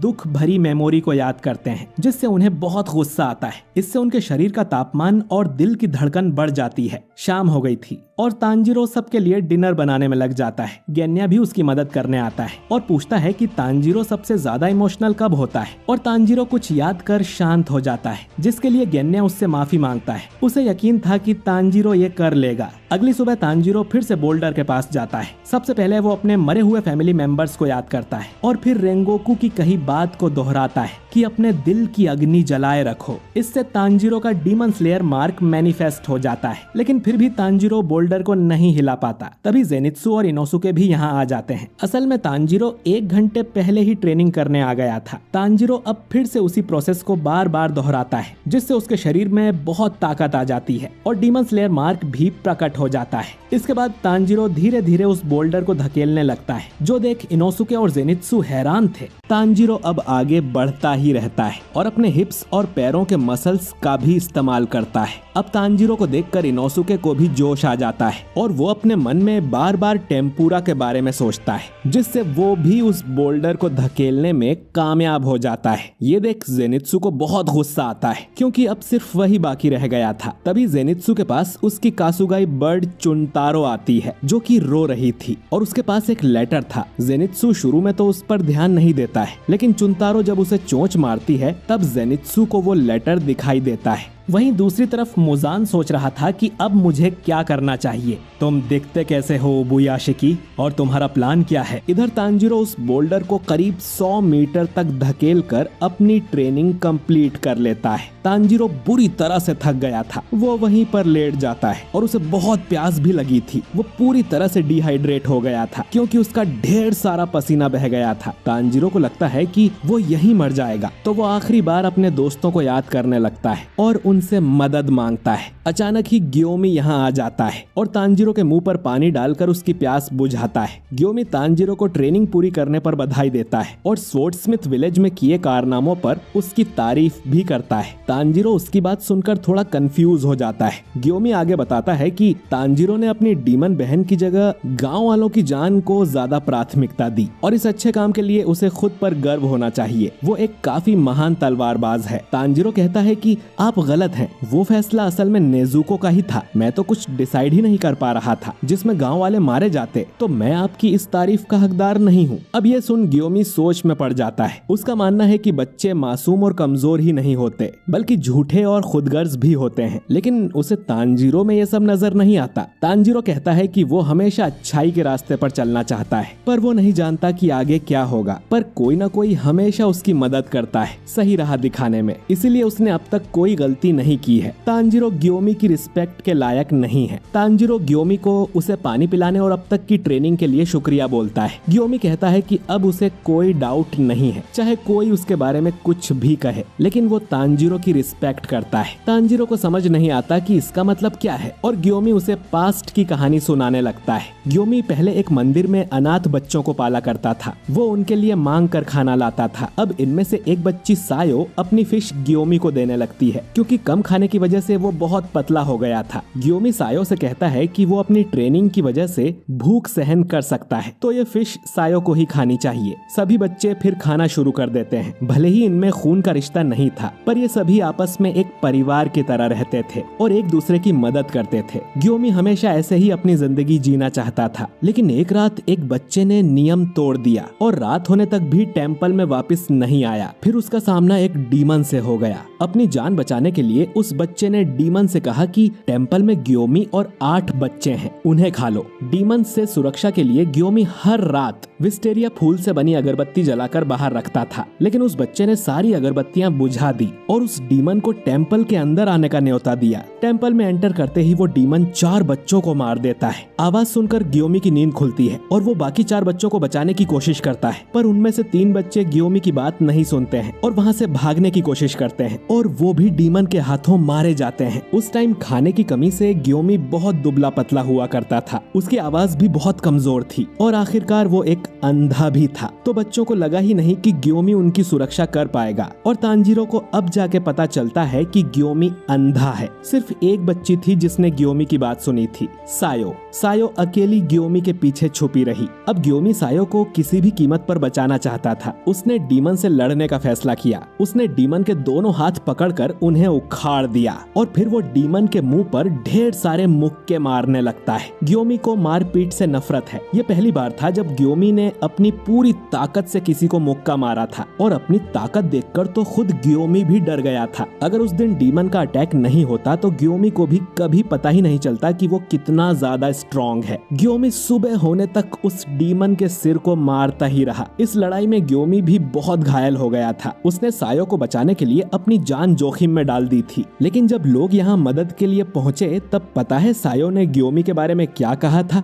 वो आदमी एक मॉन्स्टर है, उसने सभी को मार दिया। ये सुन तांजिरो भी चौंक जाता है। ग्योमी कहता है कि रात में जो हुआ उसे देख सायो डर गई होगी और वो सिर्फ 4 साल की थी तो उससे गलती हो गई। बच्चे ऐसे ही होते हैं। ग्योमी चाहता था कि सायो उसका शुक्रिया करे पर वो जान गया कि बच्चों को सिर्फ अपनी ही चिंता होती है। सुबह होते ही उस डीमन की लाश राख बनकर उड़ गई थी। वहाँ सिर्फ ग्योमी और बच्चों की लाशें थीं। तो ग्योमी पर उनके मर्डर का इल्जाम लगाया गया और उसे फांसी की सजा सुनाई गई थी। अगर मास्टर कागाया उसे बचाने नहीं आते तो ग्योमी मर चुका होता। उस दिन के बाद से ग्योमी किसी पर भरोसा नहीं करता है और उसने तांजिरो पर भी शक किया था। इंसान का असली चेहरा भयानक परिस्थिति में ही सामने आता है, पर तांजिरो ना तो मैदान छोड़कर भागा और ना ही उसने झूठ बोला। वो ईमानदार है। बहुत कम लोग होते हैं जो इस तरह की क्वालिटी हर परिस्थिति में मेंटेन कर पाते हैं। मैंने कई लोगों को अपने दिल की आंखों से देखा है तो मैं ये कह सकता हूँ कि तांजिरो तुम एक स्पेशल चाइल्ड हो और मैं तुम्हारी मदद करूंगा कि तुम सही राह पर चलो और कभी अपना रास्ता न भटको। ये सब सुनकर तांजिरो की आंखों से भी आंसू आ जाते हैं। वो ग्योमी का शुक्रिया करता है और उससे कहता है कि वो अपनी पूरी कोशिश करेगा। ग्योमी अब तांजिरो के सिर पर हाथ फेरने लगता है, ठीक जैसे वो सायो के सिर पर हाथ रखता था, और कहता है कि तांजिरो की उसके साथ ट्रेनिंग अब पूरी हो गई है। इसके बाद खाना खाते समय गेन्या तांजिरो और इनोसुके को बताता है कि इतना सब होने के बाद भी ग्योमी एक अच्छे इंसान है, क्योंकि गेन्या में कोई टैलेंट नहीं है, इसीलिए ग्योमी ने उसे अपना साइड किक नहीं बनाया। लेकिन ये जानने के बाद भी कि गेन्या ने एक डीमन खाया है, ग्योमी ने उसे अपना स्टूडेंट बना लिया। ग्योमी गेन्या को शिनोबू के पास भी लेकर गया था उसके शरीर की जांच करवाने के लिए। शिनोबू ने गेन्या को बहुत लेक्चर दिया था कि उसने क्या सोचकर डीमन खाया। इनोसुके अब जेनित्सु की भी फिश उठाकर खाने लगता है क्योंकि वो यहाँ पर नहीं था, पर तांजिरो उसे समझाता है कि जेनित्सु को बाद में भूख लगेगी और इनोसुके फिश वापस रख देता है और कहता है कि तुम्हें हमेशा दूसरों की पड़ी रहती है। गेन्या तांजिरो से कहता है कि तुम बहुत जिद्दी हो तो शिनोबू तुम्हें भी लेक्चर देती होगी। तांजिरो कहता है कि ऐसा नहीं है और शिनोबू बस उनकी हेल्थ की चिंता करती है। तांजिरो कहता है कि खाना खाने के बाद वो गियू की ट्रेनिंग के लिए उसके पास जाने वाला है। वो गेन्या को भी साथ चलने को बोलता है, पर गेन्या कहता है कि वो चाह कर भी नहीं चल सकता क्योंकि उसने अब तक बोल्डर को 109 मीटर यानी 1 चो तक नहीं धकेला है, क्योंकि वो ब्रीदिंग टेक्निक यूज नहीं कर सकता। अब इस बात पर इनोसुके गेन्या का मजाक उड़ाने लगता है और दोनों में लड़ाई हो जाती है। इनोसुके को रोकने के लिए तांजिरो उसके ऊपर बैठ जाता है। तांजिरो कहता है कि जाने से पहले वो गेन्या से उसके भाई विंड हाशिरा सानेमी के बारे में कुछ बात करना चाहता है। तांजिरो इसके बाद जेनित्सु से मिलने जाता है और उससे पूछता है कि उसने अपना बोल्डर धकेला या नहीं, जिस पर जेनित्सु काफी शांत स्वभाव में मना करता है। तांजिरो कहता है कि वो अगली ट्रेनिंग के लिए गियू के पास जा रहा है, लेकिन उसे जेनित्सु की चिंता हो रही है क्योंकि कुछ टाइम से जेनित्सु काफी शांत है। जेनित्सु उसे जाने के लिए गुड लक बोलता है और कहता है कि मुझे पता चल गया है कि मुझे क्या करना होगा। तांजिरो को अब जेनित्सु की चिंता होती है और वो पूछता है कि क्या वो उसकी कोई मदद कर सकता है, पर जेनित्सु कहता है कि तांजिरो तुम बस अपना काम करो। आखिर में जेनित्सु कहता है कि तुम एक अच्छे लड़के हो तांजिरो, शुक्रिया, लेकिन फिर भी ऐसा कुछ है जो मुझे ही करना होगा। हम जेनित्सु का चेहरा देखते हैं जिस पर खून लगा हुआ था और उसके हाथ में चुनतारो का दिया वही लेटर था। उसे ही पढ़कर शायद जेनित्सु इतना सीरियस हो गया है। रास्ते में भी तांजिरो जेनित्सु के बारे में सोचता है। उसे नेजुको की भी चिंता होती है जिसे वो हाशिरा ट्रेनिंग की शुरुआत में ही छोड़कर आ गया था कि कहीं उसे अकेला महसूस ना हो रहा हो। कुछ देर में तांजिरो गियू के ट्रेनिंग यार्ड में पहुंच जाता है। यार्ड के बाहर ही गियू और सानेमी आपस में फाइट की ट्रेनिंग कर रहे थे। सानेमी विंड ब्रीदिंग के फर्स्ट फॉर्म का यूज कर गियू पर अटैक करता है, जिसे गियू ब्लॉक तो कर देता है लेकिन उसकी लकड़ी की तलवार में क्रैक आ जाता है। तांजिरो इन्हें इतनी स्पीड से लड़ते देख हैरान हो जाता है, लेकिन अब वो सब कुछ साफ साफ देख पा रहा था। लड़ते हुए सानेमी गियू को चिढ़ाता है कि तुमने कहा था ना कि तुम हम सबसे अलग हो। पर तांजीरो ही था जो उस लाइन का असली मतलब जानता है। दोनों में काफी कमाल की लड़ाई होती है और आखिर में दोनों की ही तलवारें टूट जाती है। सानेमी अब कहता है कि चलो हाथों से ही लड़ाई करते हैं, पर तांजीरो उनके बीच में आकर उन्हें लड़ने से मना करता है। सानेमी जो कि तांजीरो पर अब भी गुस्सा था, वो तांजीरो को याद दिलाता है कि उसे सानेमी से दूर रहने के ऑर्डर्स मिले हैं। तो मेरे सामने आने की तुम्हारी हिम्मत कैसे हुई? तांजीरो पूछता है कि तुम दोनों ओहागी मिठाई के लिए लड़ रहे हो क्या? मैं तुम्हारे लिए बना दूंगा। सानेमी गुस्से में पूछता है कि तुम मजाक कर रहे हो ना? पर तांजीरो कहता है कि बिल्कुल नहीं, तुम्हें मिठाई बहुत पसंद है ना? जब तांजीरो सानेमी के यहाँ ट्रेनिंग कर रहा था तब उसे बार बार मिठाई की खुशबू आती थी, तो इस तरह से उसे पता चला। अब गियू भी सानेमी से पूछता है कि तुम्हें ओहागी मिठाई पसंद है? तांजीरो बीच में ही बोलने लगता है कि अरे मिठाई तो बहुत स्वादिष्ट होती है, मुझे भी मेरी दादी के हाथ की ओहागी बहुत पसंद थी। अब सानेमी गुस्से में तांजीरो को मुक्का मारकर हवा में उड़ा देता है। तांजीरो को जब होश आता है तो गियू उसके पास बैठा था। वो तांजीरो को बताता है कि सानेमी गुस्से में यहाँ से चला गया। तांजीरो पूछता है कि वो दोनों लड़ क्यों रहे थे, जिस पर गियू बताता है कि वो लड़ नहीं रहे थे बल्कि बस ट्रेनिंग कर रहे थे। ये भी हाशिरा ट्रेनिंग का एक हिस्सा है, इसीलिए इनके पास लकड़ी की तलवारें थी। तांजीरो अब इनकी ट्रेनिंग में दखल देने के लिए माफी मांगता है। गियू कहता है कि कोई बात नहीं, सानेमी हमेशा गुस्से में रहता है, तो गियू उसके सामने कुछ बोल नहीं पाता। पर उसे अब सानेमी का फेवरेट फूड पता चल गया है। अब गियू अपनी पॉकेट में ओहागी रखा करेगा और सानेमी को देकर उससे दोस्ती कर लेगा, जो कि तांजीरो को भी अच्छा आइडिया लगता है। इस तरह उन सब में दोस्ती हो जाएगी। इधर सानेमी अकेले घर जा रहा था और वो अब गुस्सा था कि तांजीरो ने उसकी ट्रेनिंग बिगाड़ दी। आज ट्रेनिंग करने के लिए मुइचिरो और ओबनाई भी नहीं थे। सानेमी सोचता है कि वो तांजीरो सच में इतना बुद्धू है या दिखावा करता है। तभी सानेमी को झाड़ियों में किसी चीज की आवाज आती है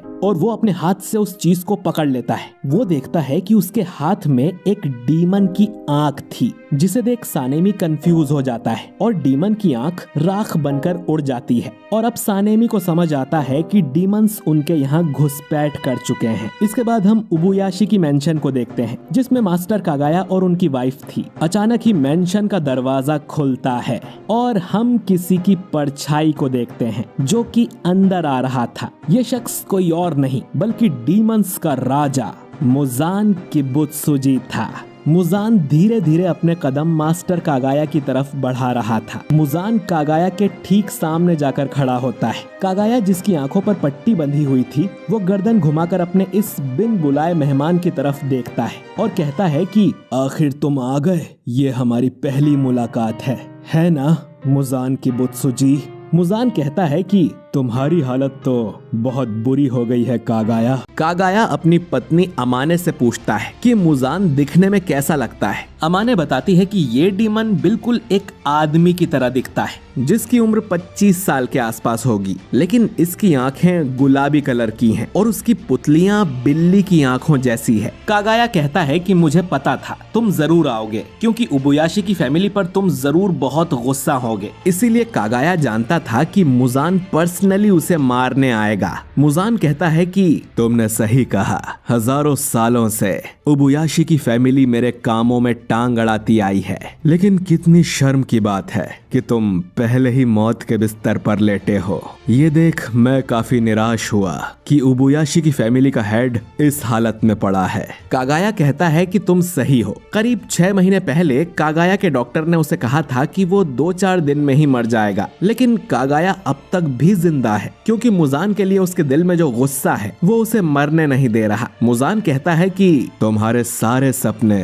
धरे के धरे रह जाएंगे, क्योंकि अब मैं तुम्हें मारने वाला हूँ। कागाया इसके बाद रिवील करता है कि असल में वो और मुजान एक ही ब्लड लाइन यानी एक ही वंश के हिस्से हैं, क्योंकि मुजान हजारों साल पहले पैदा हुआ था, तो शायद ये बात उसे पता नहीं होगी। ये बात जानने के बाद भी मुजान को कोई फर्क नहीं पड़ता और वो कागाया से पूछता है कि तुम मुझे ये सब क्यों बता रहे हो।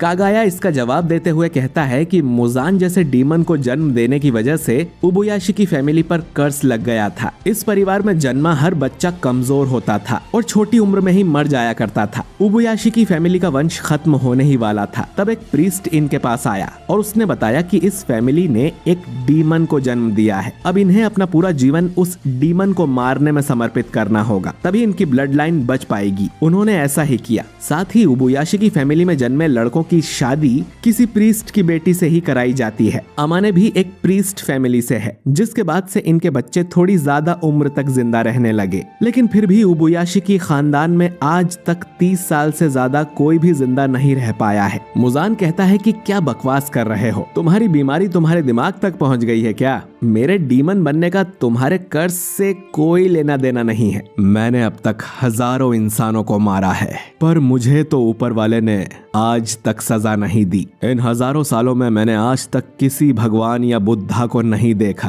कागाया कहता है कि सबका सोचने का तरीका अलग होता है और मुजान से पूछता है कि आखिर तुम्हारा सपना क्या है? इस 1000 सालों में आखिर तुम किस चीज की चाह रखते हो? मुजान अपने मन में सोचता है कि ये कैसी अजीब सी फीलिंग है। डीमन स्लेयर कॉर्प्स का लीडर मेरे सामने है, लेकिन फिर भी मेरे अंदर कोई नफरत नहीं है।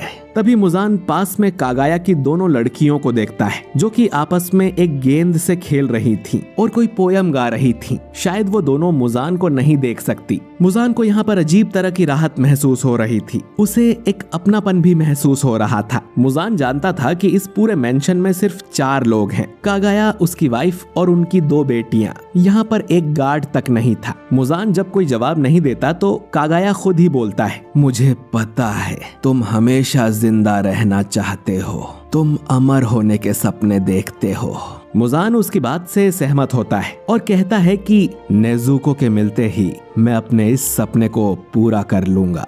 कागाया कहता है कि तुम्हारा सपना कभी सच नहीं होगा मुजान, जिस पर मुजान बोलता है कि लगता है तुमने नेजुको को काफी अच्छे से छुपा रखा है। लेकिन मुजान के पास उसे ढूंढने के लिए दुनिया भर का समय है। कागाया कहता है कि तुम गलत हो। अगर इस दुनिया में कुछ अमर है तो वो है इंसानों की भावनाएं, वो हमेशा जिंदा रहती हैं। मुजान को ये बात फालतू लगती है। कागाया आगे कहता है कि हजारों सालों से डीमन स्लेयर कॉर्प्स बंद नहीं हुआ, ना जाने कितने स्लेयर्स की जान चली गई, लेकिन डीमन स्लेयर कॉर्प्स अब भी है। यही इस बात का सबूत है कि इंसानों की भावनाएं अमर रहती हैं। ऐसे डीमन को माफ ना करने की भावना, जिसने अब तक ना जाने कितने मासूम लोगों की जान ली है, और तुम्हारे पापों के लिए अब तक तुम्हें किसी ने माफ नहीं किया है। इन 1000 सालों में किसी एक ने भी नहीं। कागाया आगे कहता है कि मुजान, तुमने एक शेर की पूंछ पर पैर रखकर उसके अंदर के गुस्सैल ड्रैगन को जगा दिया है, जो कि अभी तक शांत था। इन शेरों की नजरें तुम पर गड़ी हुई हैं और ये शेर तुम्हें कभी भागने नहीं देंगे। अगर तुम मुझे मार भी देते हो तो डीमन स्लेयर कॉर्प्स को कोई फर्क नहीं पड़ेगा, क्योंकि मैं उतना इम्पोर्टेंट नहीं हूँ। लेकिन अगर तुम मर गए तो तुम्हारे साथ बाकी सारे डीमंस भी नष्ट हो जाएंगे, है ना मुजान? ये बातें सुनकर मुजान को अब गुस्सा आने लगता है और वो कागाया से चुप रहने को बोलता है। आखिर में कागाया बोलता है कि भले ही मैं इतना इम्पोर्टेंट नहीं हूँ, लेकिन मेरी मौत वेस्ट नहीं जाएगी। डीमन स्लेयर्स मेरी बहुत इज्जत करते हैं, खासकर हाशिरा मुझे बहुत प्यार करते हैं, और मेरी मौत से वो लोग पहले से भी ज्यादा मोटिवेट हो जाएंगे। मुजान कागाया से पूछता है कि तुम्हारी ये बकबक खत्म हुई कि नहीं, और वो अपने पंजे से कागाया को मारने के लिए तैयार हो जाता है। कागाया कहता है कि उसकी बात पूरी हुई। उसकी बात इतनी देर तक सुनने के लिए कागाया मुजान का शुक्रिया भी करता है। इसी समय कासुगाई क्रोज ने चारों तरफ इमरजेंसी अनाउंसमेंट कर दी थी कि उबुयाशी की रेसिडेंस पर अटैक हुआ है, जल्दी चलो। सानेमी, ओबनाई, मित्सुरी, मुइचिरो, शिनोबू, गियू और तांजीरो सभी ये खबर सुनकर डर गए थे और पूरी तेजी से भाग रहे थे, और सबको अपने मास्टर की चिंता हो रही थी। पिछली जो हाशिरा मीटिंग हुई थी उसमें सानेमी ने कहा था कि मास्टर कागाया अकेले रहते हैं, उनकी सुरक्षा के लिए कम से कम 2 हाशिरास को उनके साथ रहना चाहिए। गियोमी कहता है कि जब से वो हाशिरा बना है वो भी मास्टर से यही सवाल कर रहा है, लेकिन उन्होंने सुरक्षा लेने से हमेशा मना ही किया है। उनका मानना है कि हाशिरास ज्यादा कीमती होते हैं और उनका इस्तेमाल पर्सनल गार्ड्स की तरह नहीं किया जाना चाहिए। शिनोबू बताती है कि उसने सुना है कि इतिहास में किसी उबुयाशिकी के हेड ने कभी कोई गार्ड नहीं रखा है। अब सभी मास्टर की चिंता करते हुए उनके मेंशन की तरफ भाग रहे थे। इधर इससे पहले कि मुजान कागाया को मार पाता, अचानक मेंशन के नीचे एक बहुत ही बड़ा धमाका होता है। और इस धमाके वाले सीन को इतनी खूबसूरती से एनिमेट किया गया है कि आंखों को विश्वास ही नहीं होता। एक पल में पूरा मेंशन तबाह हो जाता है। सानेमी और बाकी हाशिराज इस धमाके को देखकर दंग रह जाते हैं और डर जाते हैं। वहीं तांजीरो को जले हुए खून और मांस की बदबू आने लगती है। मुजान खुद भी इस धमाके की चपेट में आ गया था और उसका आधा शरीर जल चुका था, लेकिन वो जल्दी से अपने शरीर को रीजनरेट करने लगता है और कागाया को गाली देते हुए कहता है कि अपनी निर्मल बुद्धा जैसी मुस्कुराहट के साथ भी उसने खुद को इस धमाके में उड़ा दिया। उसने अपनी बीवी और बच्चों के बारे में भी नहीं सोचा। मुजान ने कागाया को कम समझा था। मुजान जानता था कि उसके लिए यहाँ कोई जाल बिछाया गया होगा, लेकिन इतना बड़ा ट्रैप तो उसने भी नहीं सोचा था। धमाके में ढेर सारे स्पाइक्स भी मिलाए गए थे, जिससे मुजान की हीलिंग को जितना हो सके उतना धीमा किया जा सके, जिसका मतलब है कि खेल अभी खत्म नहीं हुआ। कागाया ने और भी कुछ सोचा होगा। मुजान सेंस कर लेता है कि हाशिराज उसकी तरफ बढ़ रहे हैं, मगर मुजान को उनसे खतरा नहीं है। उस कमीने इंसान ने खुद को चारे की तरह इस्तेमाल किया है। उसने सारा गुस्सा और नफरत अपने दिल में दबाए रखा और मुजान को भनक भी नहीं लगने दी। इतनी कम उम्र में ऐसी खूनी सोच काबिले तारीफ है। क्या उसकी पत्नी और बच्चों को इस प्लान के बारे में पता था? खैर, मुजान अब शांत रहकर अपने शरीर को रीजनरेट करने में फोकस करता है, लेकिन तभी उसके चारों तरफ कुछ ब्लड सीड्स आ जाते हैं। मुजान समझ जाता है कि यह जरूर किसी का ब्लड डीमन आर्ट है। इन सीड्स में से ढेर सारे स्पाइक्स निकलते हैं जो कि मुजान के शरीर को जकड़ लेते हैं। मुजान अब पूरी तरह फंस गया था, लेकिन वो स्पाइक्स को एब्जॉर्ब करने लगता है। अचानक ही तमायो यहाँ आती है और मुजान के पेट में अपना हाथ घुसा देती है। मुजान को समझ नहीं आता कि तमायो कहाँ से आ गई। तमायो बताती है कि ये ब्लड सीड्स उस इंसान का ब्लड डीमन आर्ट है जिसे मुजान ने एसाकुसा में डीमन में बदला था, और तमायो ने खुद को योशिरो के तालिस्मान से गायब किया हुआ था। मुजान सोचता है कि ये औरत आखिर यहाँ आई क्यों है। मुजान अब तमायो का हाथ भी एब्जॉर्ब कर लेता है और तमायो बताती है कि उसने अपनी मुट्ठी में एक दवाई रखी हुई थी जो कि डीमंस को वापस इंसान बना देती है। मुजान कहता है कि ऐसी कोई भी दवाई नहीं होती है, जिस पर तमायो कहती है कि किसी से मदद लेकर उसने ये दवाई हाल ही में बनाई है। मुजान अब तमायो का सिर पकड़ लेता है और कहता है कि उसे मुजान से नफरत करने का कोई हक नहीं है। तुमने खुद ही अपने पति और बच्चों को मार कर खाया था। मैंने तो बस तुम्हारी मदद के लिए तुम्हें डीमन में बदला था। तमायो रोते हुए कहती है कि अगर उसे पता होता तो वो कभी डीमन नहीं बनती। वो तो बस अपनी बीमारी से बचना चाहती थी ताकि अपने बच्चों को बड़ा होते देख सके, लेकिन मुजान के उसे डीमन बनाते ही उसने अपनी फैमिली को मार दिया। मुजान कहता है कि तुमने उसके बाद भी कई इंसानों को मारा है और उन्हें खाने में तुम्हें बहुत मजा भी आता होगा। तमायो कहती है कि हाँ, उसने कई लोगों को मारा है और अपने उन पापों के प्रायश्चित के लिए आज वो भी मुजान के साथ यहीं मरेगी। इसके बाद तमायो चिल्लाते हुए कहती है कि ग्योमी, अब तुम्हारी बारी। इसके बाद हम ग्योमी को देखते हैं जो कि पहले से ही यहाँ आ चुका था और वो भी योशिरो के तालिस्मान से छुपा हुआ था। ग्योमी अपने चेन वाले हथियार को जोर से घुमाता है और उसके एक ही वार से वो मुजान के सिर के टुकड़े टुकड़े कर देता है। एक फ्लैशबैक में ग्योमी बताता है कि जब वो 18 साल का था तब उसकी मुलाकात मास्टर कागाया से हुई थी और वो तब सिर्फ 14 साल के थे। ग्योमी को इस बात से काफी हैरानी हुई थी कि कागाया उम्र में उससे भी छोटा है। कागाया ग्योमी से कहता है कि मैं जानता हूँ कि तुम खूनी नहीं हो और तुम सबकी सुरक्षा करना चाहते हो। ये सुन ग्योमी घुटनों के बल बैठकर रोने लगता है। ग्योमी बताता है कि कागाया उस समय भी वही बात करते थे जो कि लोग सुनना चाहें। ग्योमी की जब कागाया से आखिरी मुलाकात हुई थी तब कागाया ने यह प्रेडिक्ट किया था कि अगले 5 दिन में मुजान उसके पास आ जाएगा और कागाया चाहता था कि उसे चारे की तरह इस्तेमाल करके ग्योमी उसकी गर्दन उड़ा दे।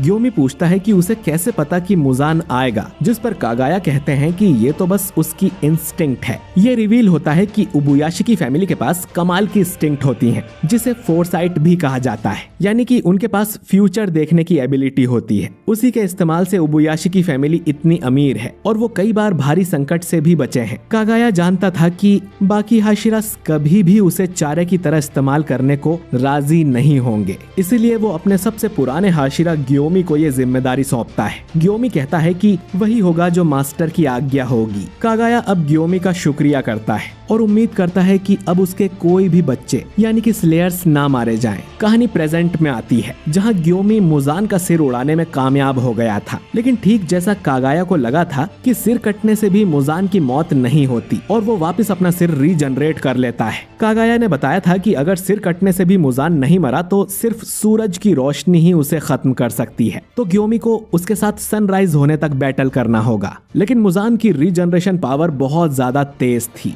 धमाके और तमायों के अटैक के बाद भी मुजान बहुत ताकतवर है, लेकिन ग्योमी खुद से प्रॉमिस करता है कि वो सुबह होने तक इस राक्षस को यहीं बांध के रखेंगे। मुजान अब अपने blood demon art black blood brambles का इस्तेमाल करता है और ग्योमी पर अटैक करता है, लेकिन ग्योमी स्टोन ब्रीदिंग के थर्ड फॉर्म से उस अटैक को फेल कर देता है। तभी सानेमी यहाँ पहुंच जाता है और गुस्से में मुजान से पूछता है कि उसने मास्टर का क्या किया। इसके बाद बाकी हाशिराज भी यहाँ पहुंच जाते हैं और मास्टर के बारे में पूछने लगते हैं। मुजान को अब चारों तरफ से हाशिराज ने घेर लिया था, ठीक जैसा कागाया का प्लान था। ग्योमी अब चिल्लाकर सबको बताता है कि ये डीमन ही मुजान किबुत्सुजी है और सिर कटने पर भी उसकी मौत नहीं होती, जो सुनकर सभी हाशिराज चौंक जाते हैं क्योंकि उन्होंने कभी मुजान को नहीं देखा था। तांजीरो ही था जो पहले भी मुजान से मिल चुका है। अब सभी हाशिराज अपने ब्रीदिंग फॉर्म का इस्तेमाल करते हुए मुजान पर अटैक करने उसकी तरफ बढ़ने लगते हैं। तांजीरो भी हिनोकामी कागुरा का इस्तेमाल करता है, लेकिन जैसे ही ये सब मुजान के करीब जाते हैं मुजान मुस्कुराने लगता है।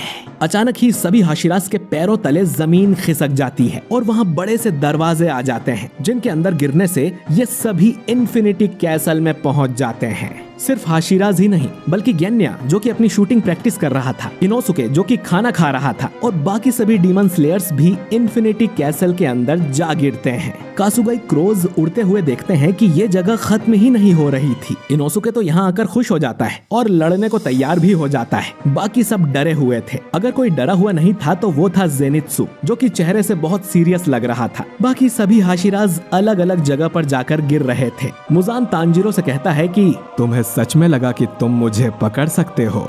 तुम सब नर्क में आ गए हो। आज की रात एक भी डीमन स्लेयर जिंदा नहीं बचेगा। तांजीरो चिल्लाते हुए कहता है कि अगर कोई नर्क में जाएगा तो वो तुम हो मुजान, मैं तुम्हें छोड़ूंगा नहीं। मुजान भी उससे कहता है कि हिम्मत है तो मार के दिखाओ, कमा दो तांजीरो। और सीजन का आखिरी एपिसोड यहीं पर खत्म हो जाता है। तो दोस्तों, आपको यह हाशिरा ट्रेनिंग आर्क कैसा लगा कमेंट करके जरूर बताइए। वीडियो पसंद आया हो तो इसे लाइक और शेयर कीजिए और अगर आप हमारे चैनल पर नए हैं तो हमारे चैनल को सब्सक्राइब करके बेल आइकन जरूर दबाइए। बाकी मैं मिलता हूँ आपसे बहुत ही जल्द अगले किसी नए वीडियो के साथ। शुक्रिया।